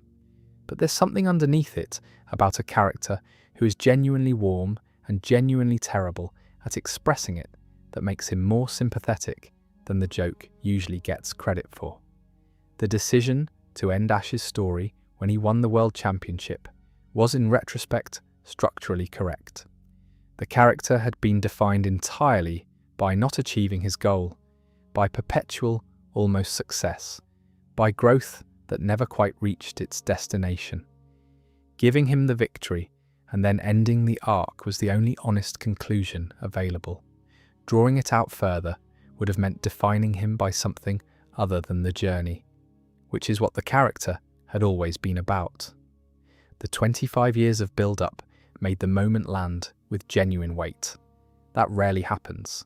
Shiny Pokémon are, in objective terms, completely useless. Outside of Generation 2, shiny Pokémon have no statistical advantages over their standard counterparts. In most games, they battle identically to their standard counterparts. In the main series games, they can't do anything a normal Pokémon can't do.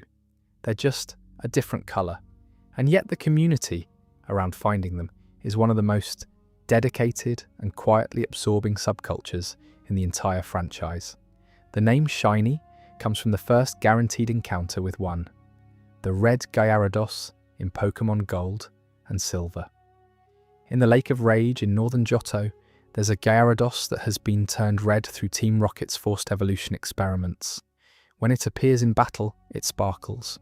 The animation for encountering any shiny Pokémon has, from that generation on, involved a brief sparkle effect as the Pokémon enters battle, accompanied by a chiming sound.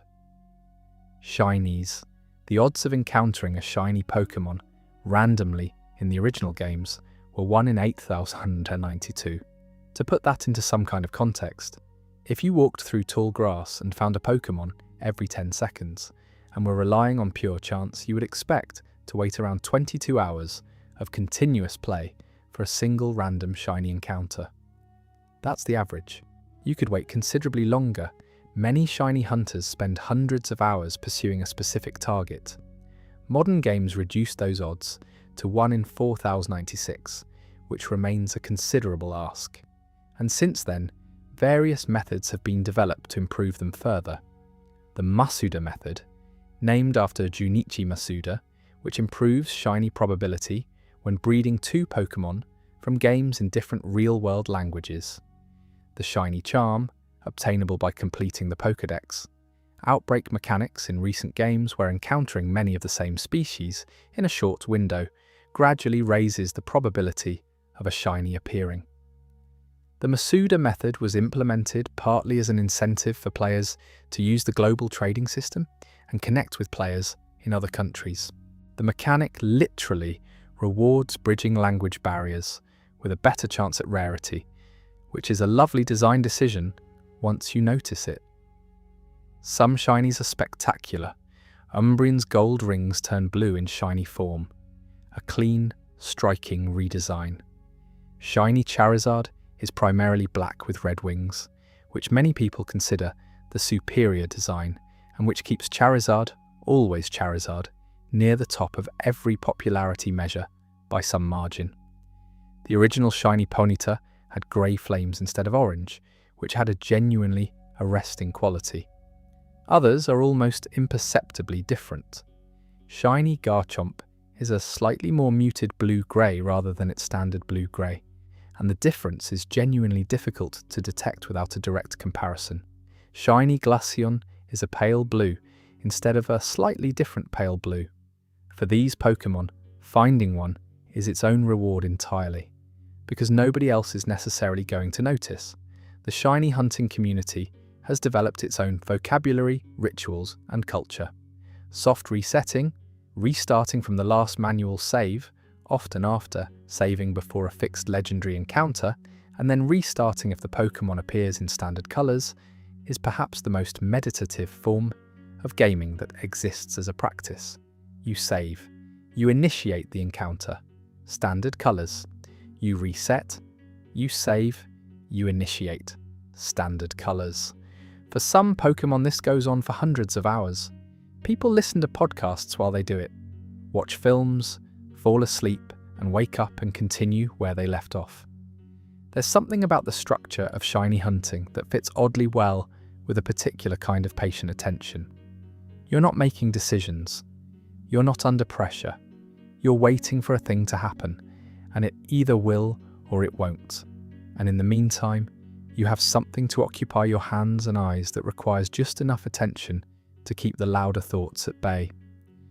I'd be curious to know how many people discovered shiny hunting specifically as a way of winding down, without ever quite articulating it to themselves as such. The community celebrates each find publicly, on subreddits, Discord servers, social media, and there's a genuine warmth to it. People share the number of encounters they went through, describe the moment the sparkle animation appeared. After 300 encounters, after 3,000, that specific sound and that specific animation register as something disproportionately significant.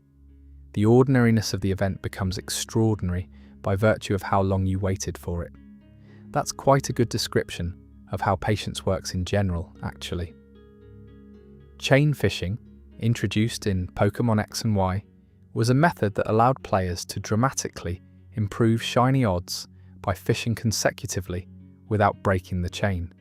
Each successful consecutive catch at the same spot marginally improved the probability of a shiny appearing, until at a long enough chain the rate became quite good.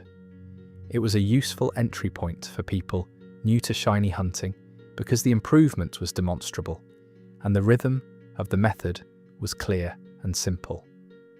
The community distinction between full odds shinies found at the base 1 in 8,192 in older games, or 1 in 4,096 in newer games with no methods applied, and boosted odds shinies is genuinely meaningful within shiny hunting culture. A full odds random encounter is considered more significant by most hunters because the mathematical improbability is greater. Whether a shiny found via Masuda method carries the same weight as one found at full odds is a conversation the community has regularly, mostly good-naturedly, and will probably continue having. Shiny locked Pokémon, specific encounters programmed to never produce a shiny in particular games, add another layer. Certain legendary encounters in modern games are locked, others aren't. Knowing which ones before committing to a hunt matters quite a lot when the expected encounter count is in the thousands. The list changes with each game. Part of the community knowledge base is knowing exactly which Pokémon are and aren't huntable in a given title. The way different generations handle shiny encounters technically is worth a brief note for its own interest. In Generation 2, shininess was determined by a Pokémon's individual values in specific stats. If the values lined up in a particular combination, the Pokémon was shiny. This meant that breeding a shiny parent created a higher than average chance of shiny offspring, because the values were partially inherited.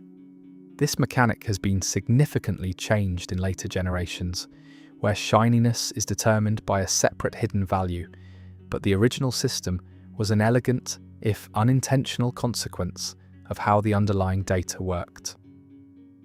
The experience of the sparkle animation after a long hunt is genuinely difficult to convey to someone who hasn't done it. After hundreds of resets, after thousands of encounters, the brain starts tuning out the standard entry animation.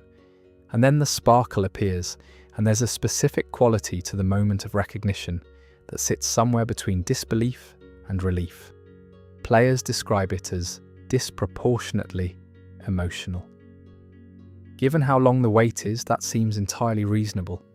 Most main series Pokemon games begin in essentially the same place: a small town, a house, and a professor who has been waiting for you, though many spin-offs and some newer titles start differently.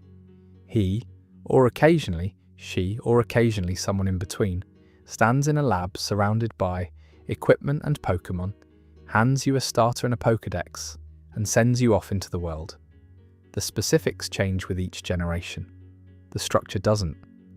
Professor Oak is where it all started, and there's something worth sitting with in the specific oddness of his position. Here is a man described in the games as one of the foremost Pokemon researchers in the world. His work is internationally respected.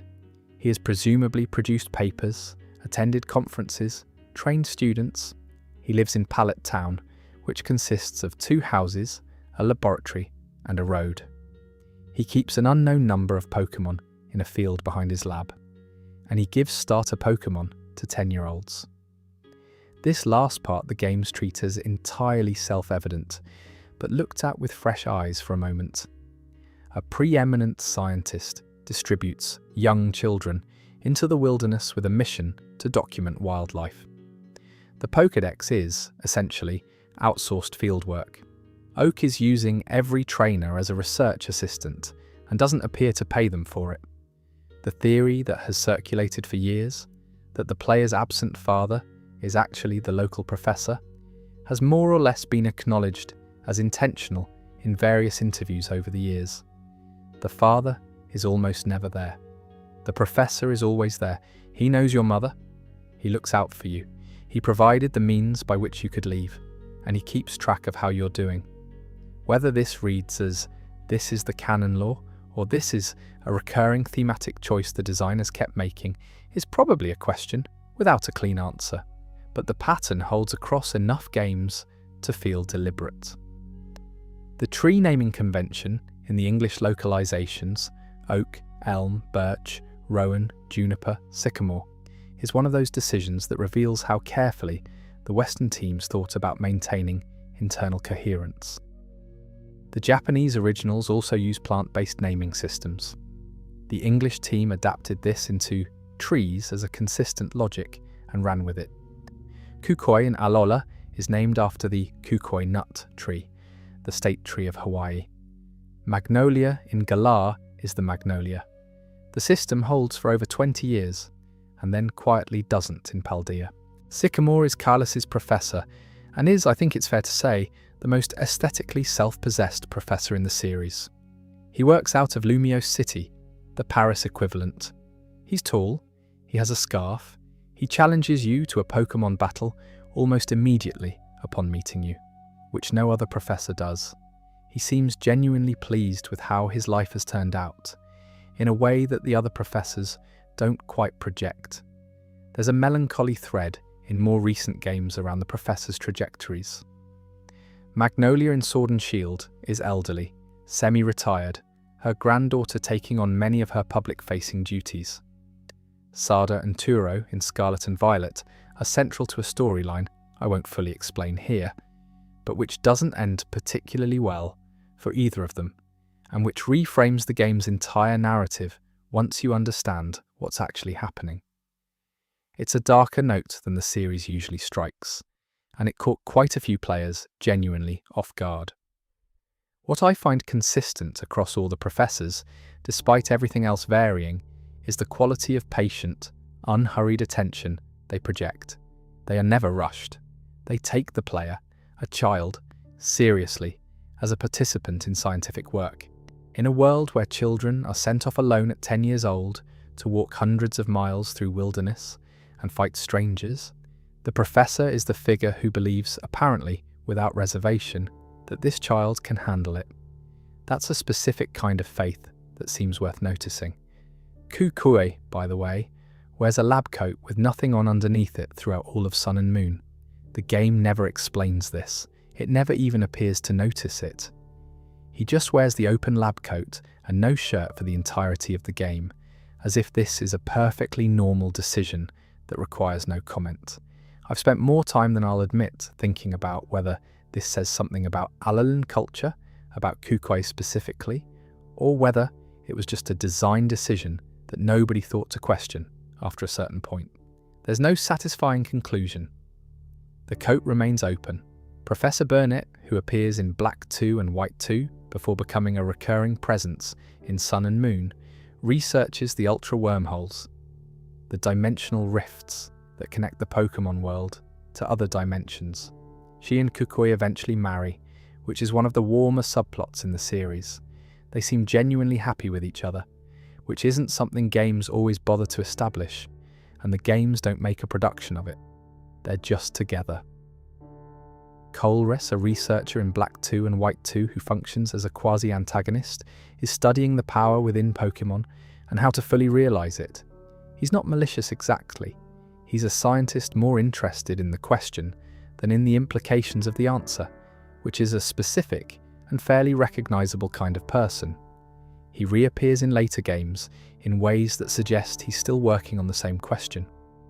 As character types go, the scientist who isn't evil, but is also not particularly mindful of consequences, is one the series handles with more nuance than might be expected. Lily's arc in Sun and Moon is, I'd argue, one of the best character arcs in the main series. Her mother Luzamine, a researcher and conservationist, whose relationship with her children has been fundamentally distorted by obsessive focus, represents the first time the main series seriously engaged with what a genuinely harmful parental dynamic looks like. Lily's development from fearful and deferential to independent and compassionate is earned in a way that matters. Sun and Moon were games with more on their minds than most. The professor figure across the franchise also serves a structural purpose that goes beyond any individual game. They represent the idea that knowledge is worth pursuing for its own sake, and that the most interesting things in the world are the ones you go out and find yourself. Every professor sends you into the world with the same instruction, essentially. Go and see what's there and tell me what you find. The Pokédex as a device is less about completion and more about that ongoing project of observation. You can finish it. But the point was always the looking. The Pokémon battle system has a logic to it that makes sense from inside the game and dissolves into something wonderfully strange the moment you try to examine it from outside. Elemental creatures deploying named attacks against each other in a turn-based structure governed by type matchups. Fine, that's the premise. But when you start cataloguing the specific moves available and the abilities that modify how they function, you get a sense of a system that has accumulated enormous complexity across every generation without ever quite losing the internal consistency that makes it function. Splash is probably the most famous example of a move that does nothing. Technically, it raises no stats, deals no damage, applies no effect. In the original games, if a Magikarp used Splash, the battle text read, "but nothing happened." That's the whole move. It existed, it took up a move slot. In the main series battles, Splash does nothing. And yet it became one of the most recognisable moves in the franchise, because Magikarp comes preloaded with it, and because the contrast between Magikarp thrashing uselessly in battle and the magnificent, terrifying Gyarados it eventually becomes is one of the series' best ongoing jokes. Splash is a move about potential, so thoroughly buried it looks like absence. Struggle exists at the other end of this. It's the move Pokemon use when none of their other moves are usable, when they've exhausted every option. It damages the opponent and does recoil damage to the user. It cannot be learned or unlearned. It's simply there as a fallback for situations that would otherwise have no resolution. In the logic of the world, it presumably represents a Pokemon fighting with nothing but desperation. I've always found that detail grimly apt. The introduction of abilities in Generation 3 changed the competitive landscape in ways that are still working themselves out. Before abilities, a Pokemon's role was determined almost entirely by stats, typing, and moveset. After abilities, the same Pokemon could function completely differently depending on which ability it had. Gengar with Levitate was immune to most ground moves. Gengar with Cursed Body would occasionally disable moves that hit it. Same Pokemon, different game plan. The layer of strategic complexity this added was substantial. Wonder Guard, Shedinja's ability, which we touched on earlier in the Pokédex section, creates a situation the game's logic is not quite equipped to handle neatly. Shedinja has 1 HP. It will always die from one super effective hit, but Wonder Guard makes it immune to everything that isn't super effective, meaning that in theory, if you could construct a Pokemon with no super effective weaknesses, it would be invulnerable to damage entirely. The game has ways around this, moves that bypass Wonder Guard, the prevalence of coverage moves, but the concept lingers as a puzzle, a thing with 1 HP that can theoretically be unkillable. Sleep mechanics are a small case study in how the competitive community and the design teams have historically worked in a kind of ongoing negotiation. In older generations, the sleep condition lasted for a variable number of turns and was quite oppressive in battle. Over subsequent generations, the mechanics were adjusted. Sleep talk became available. Competitive rules introduced a sleep clause. The number of turns asleep was capped. The system evolved through years of feedback, not always tidy, but producing something progressively more functional. Transform deserves a moment. It's a move that makes one Pokemon become a near copy of the opponent, copying its stats except HP, moves, and ability until it leaves the field. It's essentially a move that makes one entity temporarily become another. Ditto's entire existence is built around this mechanic, and the combination of Transform with the breeding system, Ditto can breed with nearly any Pokemon, gives it a uniquely significant position in the game structure. It's the universal adapter. Most competitive players who breed for perfect stats are relying on Ditto at some point. Self-destruct and explosion are moves that knock out the user instantly in exchange for dealing enormous damage to the opponent. In a game built around training and caring for creatures you have a relationship with, these moves occupy a slightly uncomfortable position. Your Pokemon can choose to sacrifice itself. The game frames this as a tactical option. Some players never use them because it feels wrong. Others use them without hesitation. The existence of the moves quietly implies something about the relationship between trainer and Pokemon that the rest of the series tends not to dwell on. The competitive metagame that emerges from all of this is, to the uninitiated, genuinely bewildering. Highly constructed teams built around specific damage calculations, speed tiers, damage formulas, mind games around what the opponent might do. It's orders of magnitude removed from the experience the games were designed around. But it exists because the underlying system has depth sufficient to support it, and that depth was there from the beginning, before anyone had fully articulated it. Weather conditions, introduced properly in Generation 2, added a layer to the battle system that the original games didn't have. Sunny day and rain dance create artificial weather. Sandstorm and eventually hail have passive effects each turn. Fire moves boost in sun. Water moves boost in rain. The weather system meant that the environment of a battle became a strategic consideration. Whole team archetypes were built around setting and maintaining specific weather conditions, and countering them became equally important. Stealth Rock, introduced in Generation 4, is arguably the single move that most significantly changed competitive play. It places invisible rocks on the opponent's side of the field that damage any Pokemon switching in, with the damage scaling by type weakness. Fire, flying, bug and ice types take substantial damage simply by entering the battle. This made hazard setting a fundamental team-building consideration, and created an entire category of support strategies around removing hazards or preventing them from being set. It looks like a simple move and turned out to be enormously consequential. The priority system moves that act before others regardless of the speed stat, adds another layer of prediction and decision-making. Knowing whether to use a priority move or whether to expect one from the opponent intersects with damage calculations and type matchups in ways that make high-level play substantially more complex than it appears from the outside. The original game had this system in a simpler form. Each generation has built on it.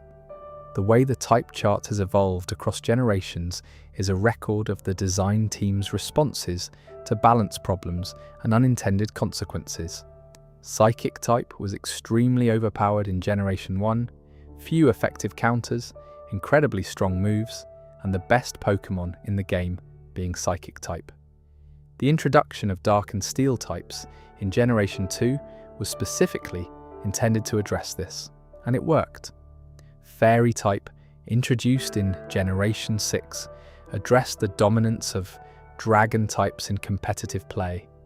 Each addition to the chart was solving something, even if it created new problems to solve later.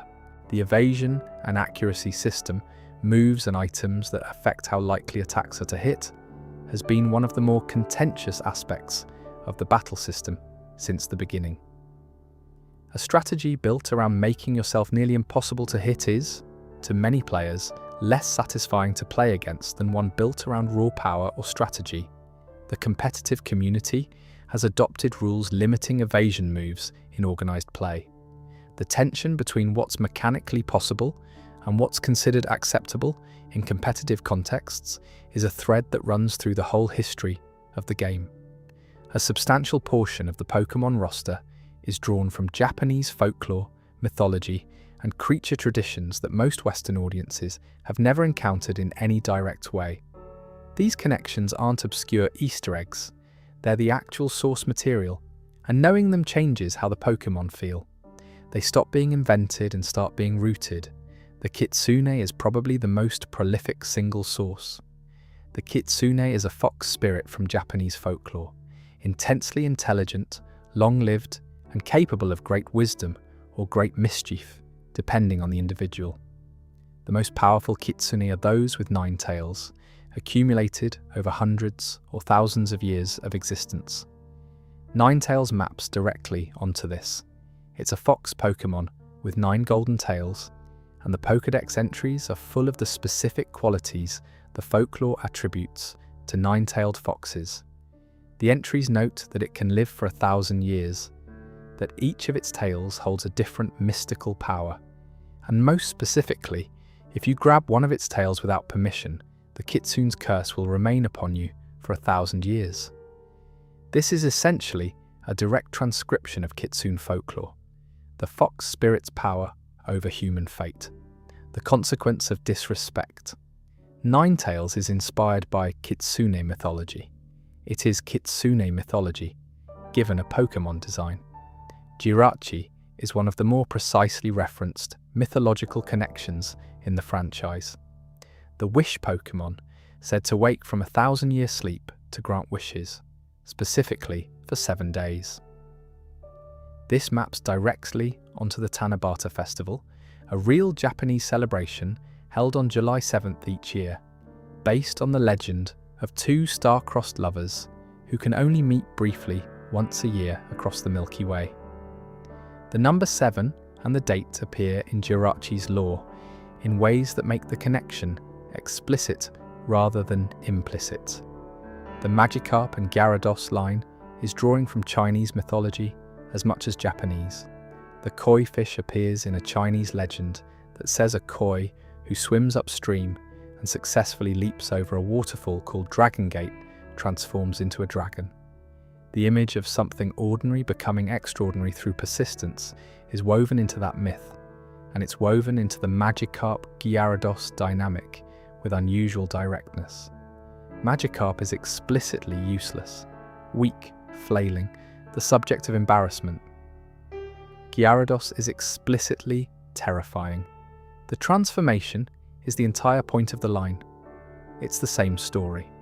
Ho-Oh draws more from Chinese mythology than Japanese for its design, I'd argue.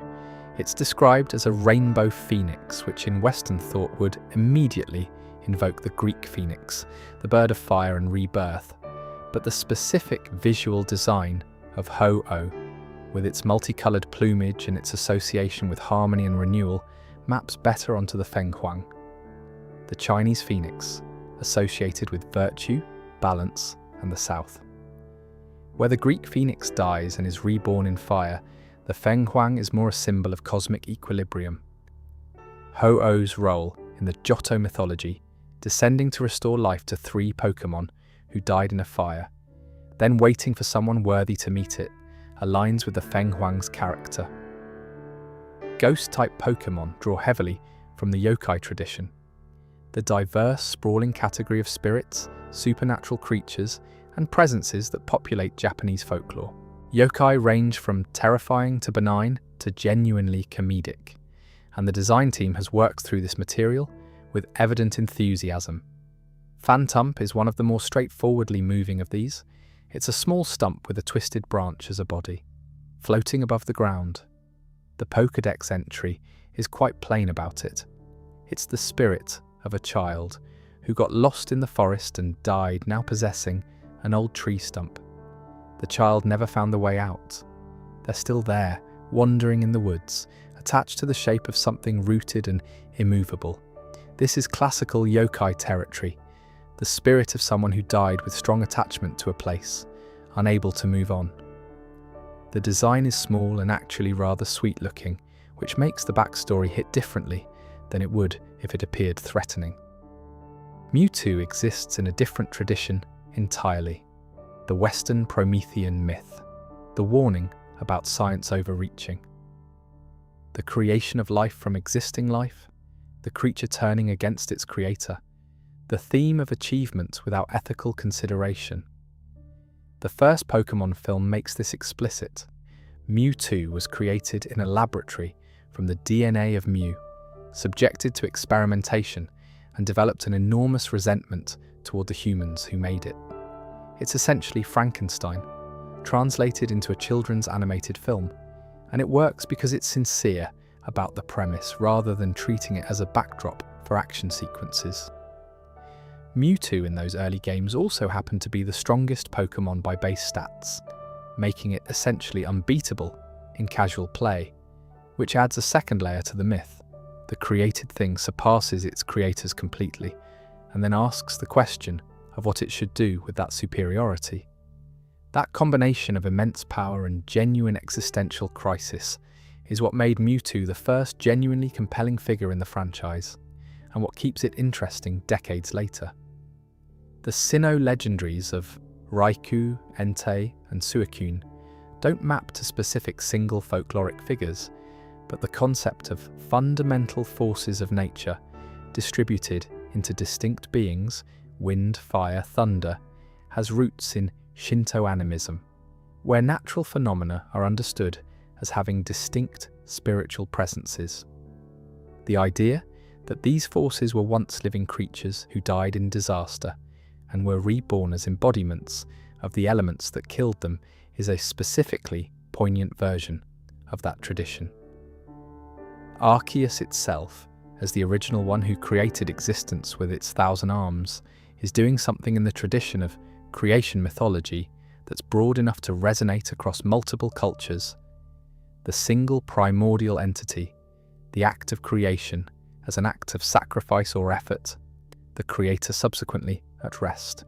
It's not specifically Japanese in the way the kitsune references are, which is probably appropriate for a deity that's meant to underlie the entire world.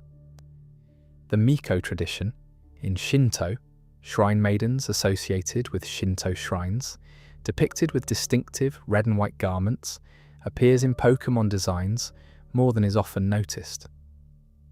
Gardevoir and Keelia have silhouettes that echo this iconography. The visual vocabulary is present in certain regional designs and NPC costumes throughout the series. It operates somewhat below the level of conscious recognition for Western players, but gives specific designs a cultural grounding. that's doing real work. The Kappa, a significant yokai type, is represented quite directly in certain Pokemon designs. Kappa are water-dwelling trickster creatures in Japanese folklore, typically depicted with a dish of water on their heads, a beak, and a somewhat chaotic disposition. Lombre and its evolutionary line carry Kappa associations, and the entries for that line specifically echo the folklore. The Oni, large, powerful supernatural beings associated with disaster and punishment in Japanese folklore, often depicted with horns, appear in fighting and dark type designs across the franchise. The design vocabulary is clearest in certain imposing fighting types whose proportions and features echo traditional depictions. What's notable about all these connections is that they weren't presented as exotic references within the original games. They were simply part of the texture of the world, because the games were originally designed for an audience for whom this material was familiar. Western players absorbed it as part of the game's logic, without necessarily having names for what they were absorbing.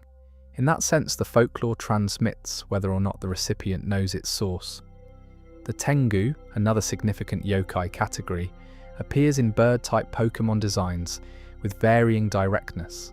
Tengu are mountain-dwelling supernatural beings in Japanese folklore, often associated with martial arts, arrogance, and occasionally wisdom, depicted with either a long nose or a beak, and with wings. The connections aren't always explicit, but the visual vocabulary around certain bird-type Pokemon draws from this tradition. The relationship between Pokemon designs and real ecology is also worth noting, alongside the folkloric connections. Many of the more grounded designs draw from actual biological phenomena, the life cycle of insects, the defensive behaviours of specific animals, the real chemical processes behind bioluminescence or electric fields in marine life. The franchise has always occupied the space between realistic natural history and mythology, and the most interesting designs often have roots in both simultaneously. Lantern, for instance, is straightforwardly an anglerfish given personality. Vespiquen draws from the actual social structure of bee colonies. The world of Pokemon is, among other things, a natural history museum where something has changed all the labels. The franchise's relationship with real ecology, as distinct from the folkloric material, is worth a brief final note. Pokemon designs have occasionally been used as informal educational tools precisely because many of them are based on real biological phenomena. The bioluminescence of deep-sea creatures in water-type designs, the chemical defences of insects in bug types, the actual properties of magnets in Magnemite's design. Teachers have used the connections as entry points into biology discussions, which is a specific kind of cultural reach that wasn't planned, but reflects how much real-world observation went into the original designs. Every large franchise has a shadow history. The projects that didn't get made, the features cut at the last minute, the things that existed in some form and then didn't. Pokemon's shadow history is more interesting than most, partly because the franchise's longevity means there's a lot to draw from, and partly because some of the things that nearly happened were genuinely strange. Pokemon Snap is the most discussed example, and it earns that status. Released in 1999 for the Nintendo 64, Snap put players on a rail-based cart travelling through Pokemon environments with a camera. You took photographs. You were scored on composition, subject, and whether the Pokemon was doing something interesting. That's essentially the game. And it was excellent, genuinely relaxing in a way that very few games were or are. The kind of experience where you'd slow down and wait for a Squirtle to do something interesting in the corner of the frame, rather than rushing toward whatever the game was technically asking you to do. The sequel took 22 years. New Pokemon Snap was released in April 2021, and the response to its announcement was notably emotional for something that was, after all, news about a photography game. Those 22 years had elevated the original to something like mythological status. The sequel arrived and was good, patient, beautiful, carrying the same unhurried energy that made the original work. Pokemon Sleep is a more recent piece of Pokemon strangeness. Released in 2023, it's an actual sleep tracking application. You place your phone face down on your pillow or mattress, and it uses the device's motion sensors to monitor your sleep patterns through the night. In the morning, your sleep data converts into gameplay. Different types of sleep produce different Pokemon encounters. The mascot Pokemon for the app is naturally Snorlax. It is, in the most literal possible sense, a game you play by sleeping. I genuinely wasn't sure what to make of it when it was announced, and I'm still not entirely sure, but it exists and has a dedicated player base, which puts it ahead of most ideas that sound like that on paper. The Azure Flute situation merits revisiting briefly.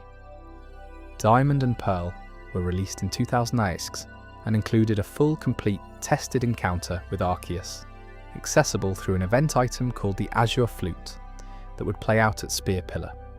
A staircase would appear from the sky. The player would ascend it. At the top, a white space called the Hall of Origin. Arceus waiting. Nintendo elected not to distribute the Azure Flute at official events. Arceus was made available through a different method. The Hall of Origin event remained in the game's code, unused, until players eventually found it through unofficial means and documented it. The full sequence, complete and polished, that had been sitting there for years. A whole encounter, designed and never officially opened. There's something I find persistently interesting about cut content and unused data generally. The image of a finished thing that nobody saw. A room in a house that was built and then never unlocked. The Hall of Origin is the clearest example in the franchise, but it's not the only one. Beta Pokemon, the designs that existed in some form during development and were cut before release, are a whole subcategory. Gorochu is the most discussed, an evolution of Raichu that was cut from the original games, apparently featuring fangs and horns and a more intimidating design. The decision to cut it was reportedly based on feeling that the Pikachu evolutionary line's identity was already complete, Pikachu as the cute one, Raichu as the evolved one, and that adding a third stage would complicate something that was working. Whether that was the right call is a reasonable thing to wonder about. Various Pokemon that appear in later generations as pre-evolutions or baby forms, Magby, Elekid, Mime Jr., were apparently planned for inclusion earlier than they appeared, part of a larger vision of the Pokemon family tree that got revised as development progressed. The original games had more going on behind the scenes than their relatively constrained final form suggests. Ken Sugimori has said in interviews that the design team threw away an enormous amount of early work before settling on the 151, which is probably why the ones that made it through feel so coherent as a set. They survived a significant filtering process. Pokemon Mystery Dungeon is the spin-off series that has produced some of the most emotionally effective Pokemon storytelling outside the main games. In Mystery Dungeon, you play as a human who has been transformed into a Pokemon, with no memory of what happened or why, exploring dungeons with a partner Pokemon, while slowly uncovering the truth. The premise sounds slight. The execution in the better entries is not. Explorers of Time, Darkness, and Sky, the second generation of the series, has a narrative resolution that involves sacrifice, loss, and a reunion that players still discuss with genuine feeling years later. It is, without much exaggeration, one of the more unexpectedly resonant stories in the franchise, existing in a corner many people who consider themselves Pokemon fans have never visited. Pokemon Conquest is the crossover with Nobunaga's Ambition, a Japanese strategy game set in feudal Japan that nobody predicted and that turned out to be a genuinely good strategy game with real depth and a surprising amount of charm. It sold modestly, didn't receive wide localization, and deserved considerably more attention than it got. Pokemon Ranger, the series where you capture Pokemon by drawing circles around them with a stylus, ran for 3 entries and never quite found its audience, but the gesture-based mechanic was a real departure from the main series logic and worked more often than it didn't. The concept of Pokémon as a potential MMO, a massively multiplayer online game where thousands of players inhabit a shared Pokémon world simultaneously, has been discussed, speculated about, and occasionally hinted at in interview comments throughout the franchise's history. It has never been made. The reasons are presumably numerous.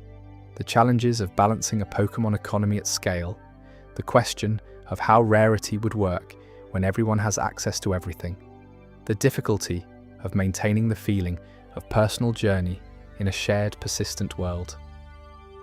None of this has stopped the speculation. The various fan-made games and ROM hacks that have filled this gap over the decades form their own subculture.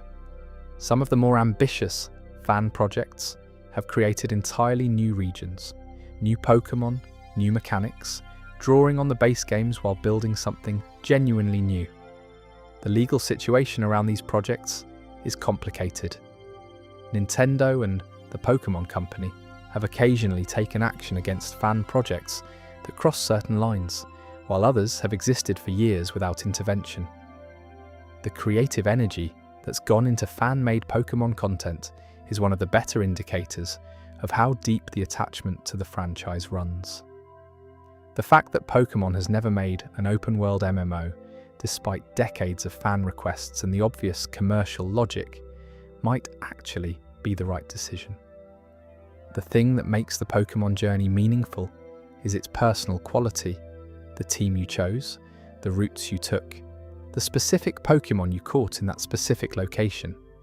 A shared world would distribute that experience in ways that might dilute it.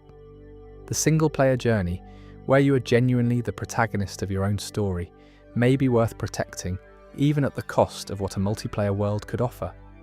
There's an argument that Pikachu is the most successful single character design in entertainment history. Not necessarily the most beloved, not the most artistically ambitious, but in terms of global recognition, commercial reach, and sustained longevity, the yellow electric mouse is doing something remarkable. After 30 years, it remains instantly recognizable, at a level most mascots achieve briefly and then slowly lose. It appears on flags at international sporting events. It's been afloat in the Macy's Thanksgiving Day Parade. It is, by certain measures, more globally recognizable than Mickey Mouse, and it almost didn't happen. Clefairy was the earlier choice, in the original manga, in the early development conversations, and looking at both designs now, you can see what Clefairy had going for it. The pink, the roundness, the slightly fairy tale quality, but you can also understand what Pikachu did that Clefairy couldn't quite match. There's a liveliness to Pikachu that's difficult to reduce to specific visual elements, something about the proportions, the cheek markings, the specific quality of the eyes. It communicates a kind of electric readiness. Clefairy is charming. Pikachu is present. The design changed substantially over the first decade of the franchise. The original Pikachu in the Game Boy games and the early anime was considerably rounder, with a much heavier body and a thicker tail. The Pikachu of 2024 is leaner, more aerodynamic looking, the facial features adjusted toward cleaner expressiveness. This kind of gradual visual drift happens with popular characters over long enough periods, usually without formal announcement. You compare early promotional material to recent and notice the difference, but no single generation of fans quite registered it happening. Gigantamax Pikachu, introduced in Sword and Shield, reverted to the original chubby design as a deliberate nod to the franchise's history. The reaction was immediate and warm.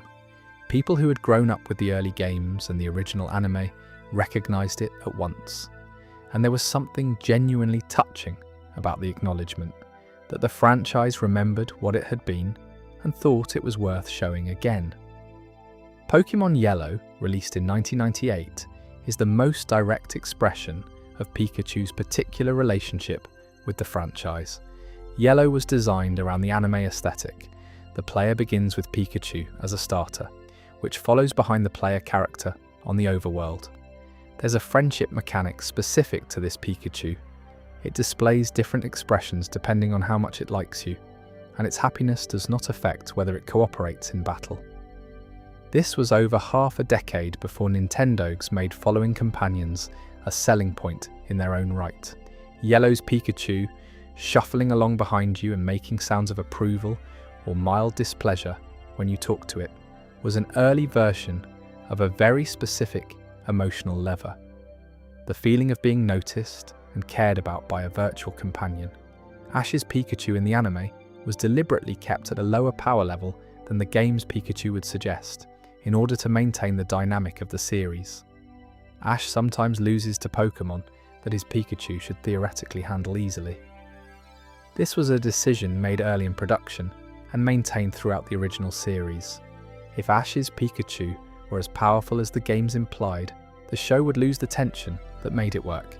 So it's perpetually mid-tier, perpetually overachieving through effort and the bond between trainer and Pokemon, rather than through raw capability, which, when you think about it, is Tajiri's bug-collecting philosophy translated into narrative structure.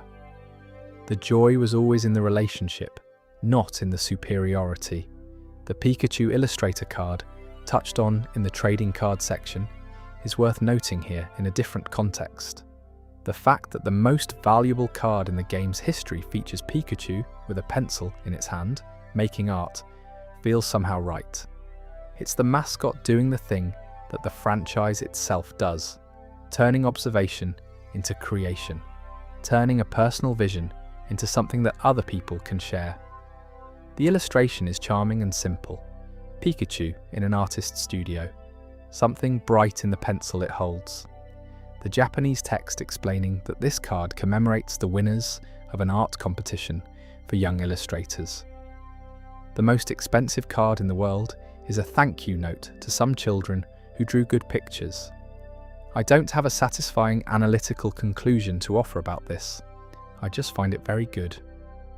Ikue Otani, who has voiced Pikachu in the Japanese anime since 1997, has given the character a consistency across her entire tenure that's genuinely remarkable. Pikachu speaks only its own name, Pika, Pikachu, in various combinations and registers, and Otani has said in interviews that she approaches the role as full emotional translation, not saying words but conveying specific feelings in a specific sound and getting the feelings right. The result is a performance that communicates across language barriers in a way most acting can't. The Detective Pikachu film, released in 2019, was a meaningful test of whether Pikachu could exist in a live-action, photorealistic context. It worked better than might have been expected. The Pokemon designs translated credibly to rendered realism. The concept of Pikachu speaking in Ryan Reynolds' voice was embraced rather than rejected, and the film demonstrated that the franchise could occupy genres and formats it hadn't previously inhabited. The dedicated Pokemon Center retail and experience venues in Japan and select international cities represents something interesting about how the franchise manages its physical presence. These aren't just shops, they're spaces where the world of the franchise and the ordinary world deliberately overlap, with exclusive merchandise, themed food, and in some cases interactive elements. They're designed to be destinations. The fact that people plan visits around them says something about the specific relationship between the franchise and its audience. The specific relationship between Pikachu and electricity as a design concept is worth dwelling on briefly. Electricity is, of all the elemental types in the franchise, probably the one that feels most plausible as a natural phenomenon. Electric eels exist, electric rays exist, certain catfish produce electrical fields. Pikachu is drawing on a real biological possibility, slightly exaggerated and given mammalian form. The cheek pouches that store electricity are the fantasy element. The basic concept of a small creature with electrical capabilities is not far from things that actually exist. There's a version of the mascot decision that never happened. A Clefairy-led franchise that would have produced a significantly different kind of cultural footprint. Clefairy's associations with the moon, with mystery, with the slightly otherworldly, would have led the franchise in a direction that might have been darker or stranger. Pikachu's associations with energy, with brightness, with immediacy, led it somewhere more universally accessible. The road not taken is interesting to think about, even if the road taken clearly worked. The longevity of Pikachu as a design says something about what makes a mascot work at the longest range. It's not complexity, it's not realism, it's the specific quality of communicating a mood, readiness, brightness, warmth, through proportions and colour alone, without requiring any context or explanation. Pikachu means the same thing on a billboard as it does in a game, as it does on a child's lunchbox. That consistency across contexts, across languages and cultures, is the design equivalent of writing something true. There's a category of Pokemon fact that tends to get underrepresented in these kinds of explorations. The things that are simply pleasant to know. Not dark lore, not cancelled projects, not record-breaking prices, just details about the world and how it was made that, when you hear them, produce a small, quiet feeling of satisfaction. Pokemon centres are free. Every town has one. You walk in, talk to the nurse, your team is healed, and you leave again at no cost. This has been true since the original games and has been consistently maintained across every generation and every region. The world of Pokemon has solved universal healthcare, at least for Pokemon, and nobody makes a production of it. It's just there, in every town, staffed by someone who seems genuinely glad you came in. I find this detail warmly appealing every time I think about it. The bicycle music in Red and Blue is one of the more satisfying pieces of craft in the original games, and it comes from a specific, unusual kind of intention. Junichi Masuda composed the entire soundtrack on hardware with extremely tight constraints. A few audio channels, limited memory, the specific sound chip of the original Game Boy. Within those limits, he created music that has remained recognizable and genuinely loved for nearly 3 decades. The bicycle theme specifically is impressive because Masuda designed it to loop seamlessly and comfortably over extended play sessions. Players rode their bikes constantly. It was the fastest overworld movement available, and the music needed to remain tolerable, even pleasant, after the 40th consecutive loop. He succeeded. It's one of those pieces of music you can apparently listen to indefinitely without it wearing on you, which is an extremely specific achievement requiring careful thought about how the music would actually be experienced, rather than just how it would sound the first time. The friendship mechanic, introduced in Yellow with the Pikachu companion and expanded across later games, is one of those elements that rewards reflection. Some Pokemon can only evolve through high friendship, rather than through levels or items. Eevee becomes Espeon or Umbreon based on happiness and the time of day. Togepi becomes Togetic the same way. Golbat needs to genuinely like you before it becomes Crobat. The game is measuring, in its own mechanical way, the quality of a Rela friendship mechanic measures how attached a Pokemon is to its trainer. Together. Whether you've used items to care for it when it was hurt, whether you've walked a certain number of steps together. There's something unexpectedly thoughtful about tying evolution to care rather than combat for certain Pokemon. The idea that some transformations require a different kind of work, and that Golbat specifically won't change until it actually trusts you. Trade evolutions are a related example. Gengar, Alakazam, Machamp, Golem from the original games, Pokemon that can only fully evolve when traded to another player. The mechanic was designed specifically to require connecting with another person. In the original era, this meant physically linking 2 Game Boys. Later, it meant local wireless. Eventually, it meant online trading.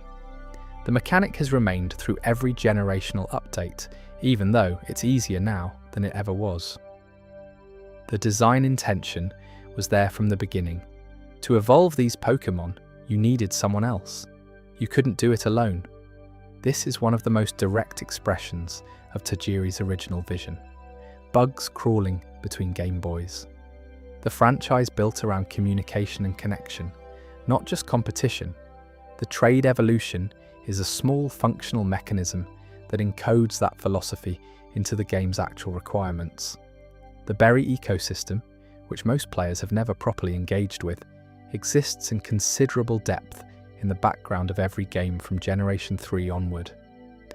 Berries grow in the environment, can be planted and cultivated, have different effects when held by Pokémon in battle, interact with competitive mechanics in specific ways. There are dozens of berry types, each with its own growth time, yield, and effects. You can plant, water, harvest, and replant. It's a whole agricultural system that most of the game never requires you to engage with, running quietly in the background while you do other things. I've always found something gently appealing about the fact that the Pokémon world has a functioning ecology of fruit, growing and being tended, regardless of whether you notice it. The in-game music across the franchise as a whole is an achievement worth acknowledging. Certain themes have been arranged and rearranged across dozens of games. The Pokémon Center music, the battle themes, the legendary encounter music. They've adapted to dramatically different hardware across 7 console generations while remaining recognizable, which is the definition of a well-constructed musical motif. The center music in particular has an almost talismanic quality for anyone who grew up with the series. A short loop that means safety, restoration, readiness to continue. The small overworld details accumulate over time in ways that matter. The way some Pokémon in recent games react with curiosity when you approach rather than immediately fleeing. The camp features in Sword and Shield, where Pokémon will play with toys and occasionally look over at you. The moments when a Pokémon in your party makes an unexpected sound at a particular location. None of these are required content. All of them are the world being slightly more alive than it needed to be. And the berry garden grows in the background. The bicycle music loops seamlessly. Somewhere in the code of a Game Boy cartridge from 1996, there are a handful of spare bytes containing a Pokémon that wasn't supposed to be there, that became the most iconic secret in the franchise's history.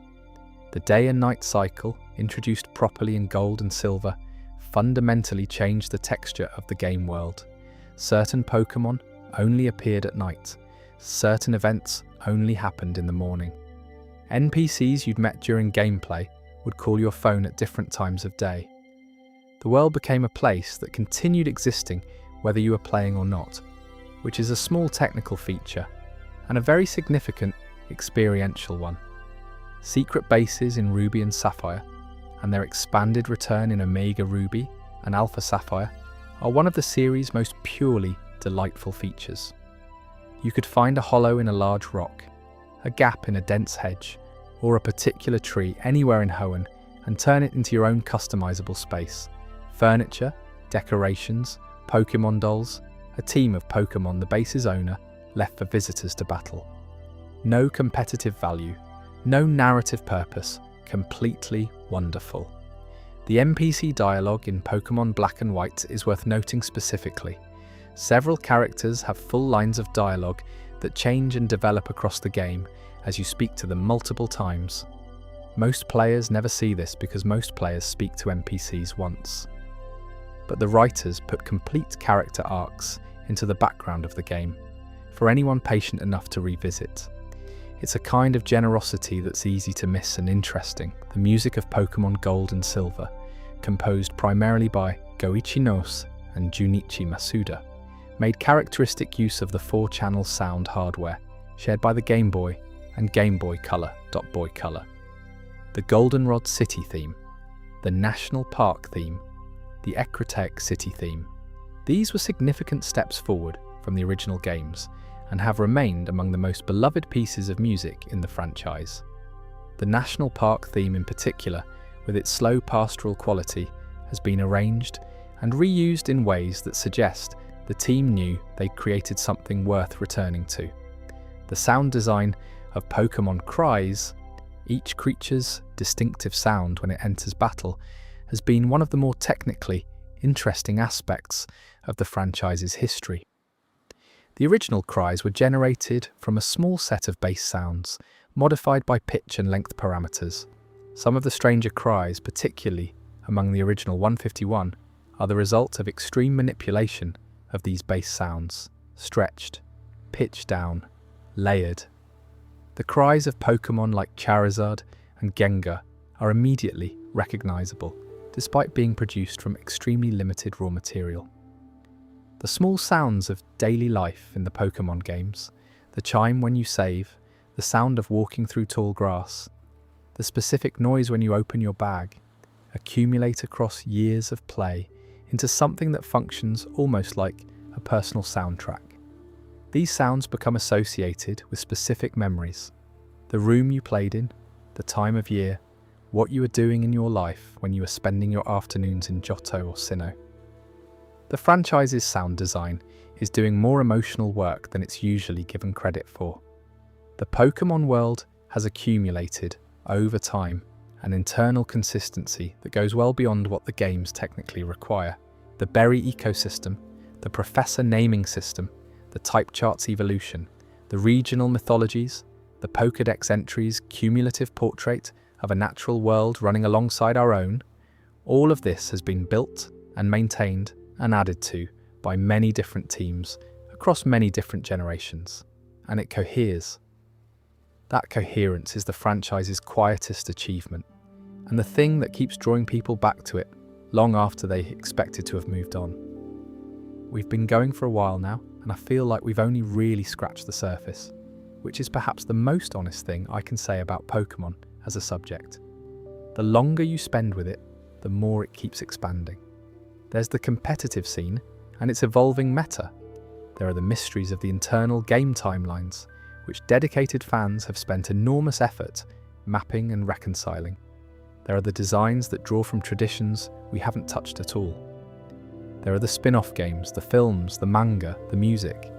What I've tried to do in this video is cover the things I find most genuinely interesting. The human story of how the franchise came to exist, the careful world building that lives just below the surface of the games, the folklore and mythology that shaped so many of the creature designs, the separate life the trading card game has taken on. Whether any of it has been new to you or given you a slightly different angle on something you thought you already knew, I hope it's been worth the time. If you've made it this far, or if you're waking up and scrolling back to find where you drifted off, thank you for being here.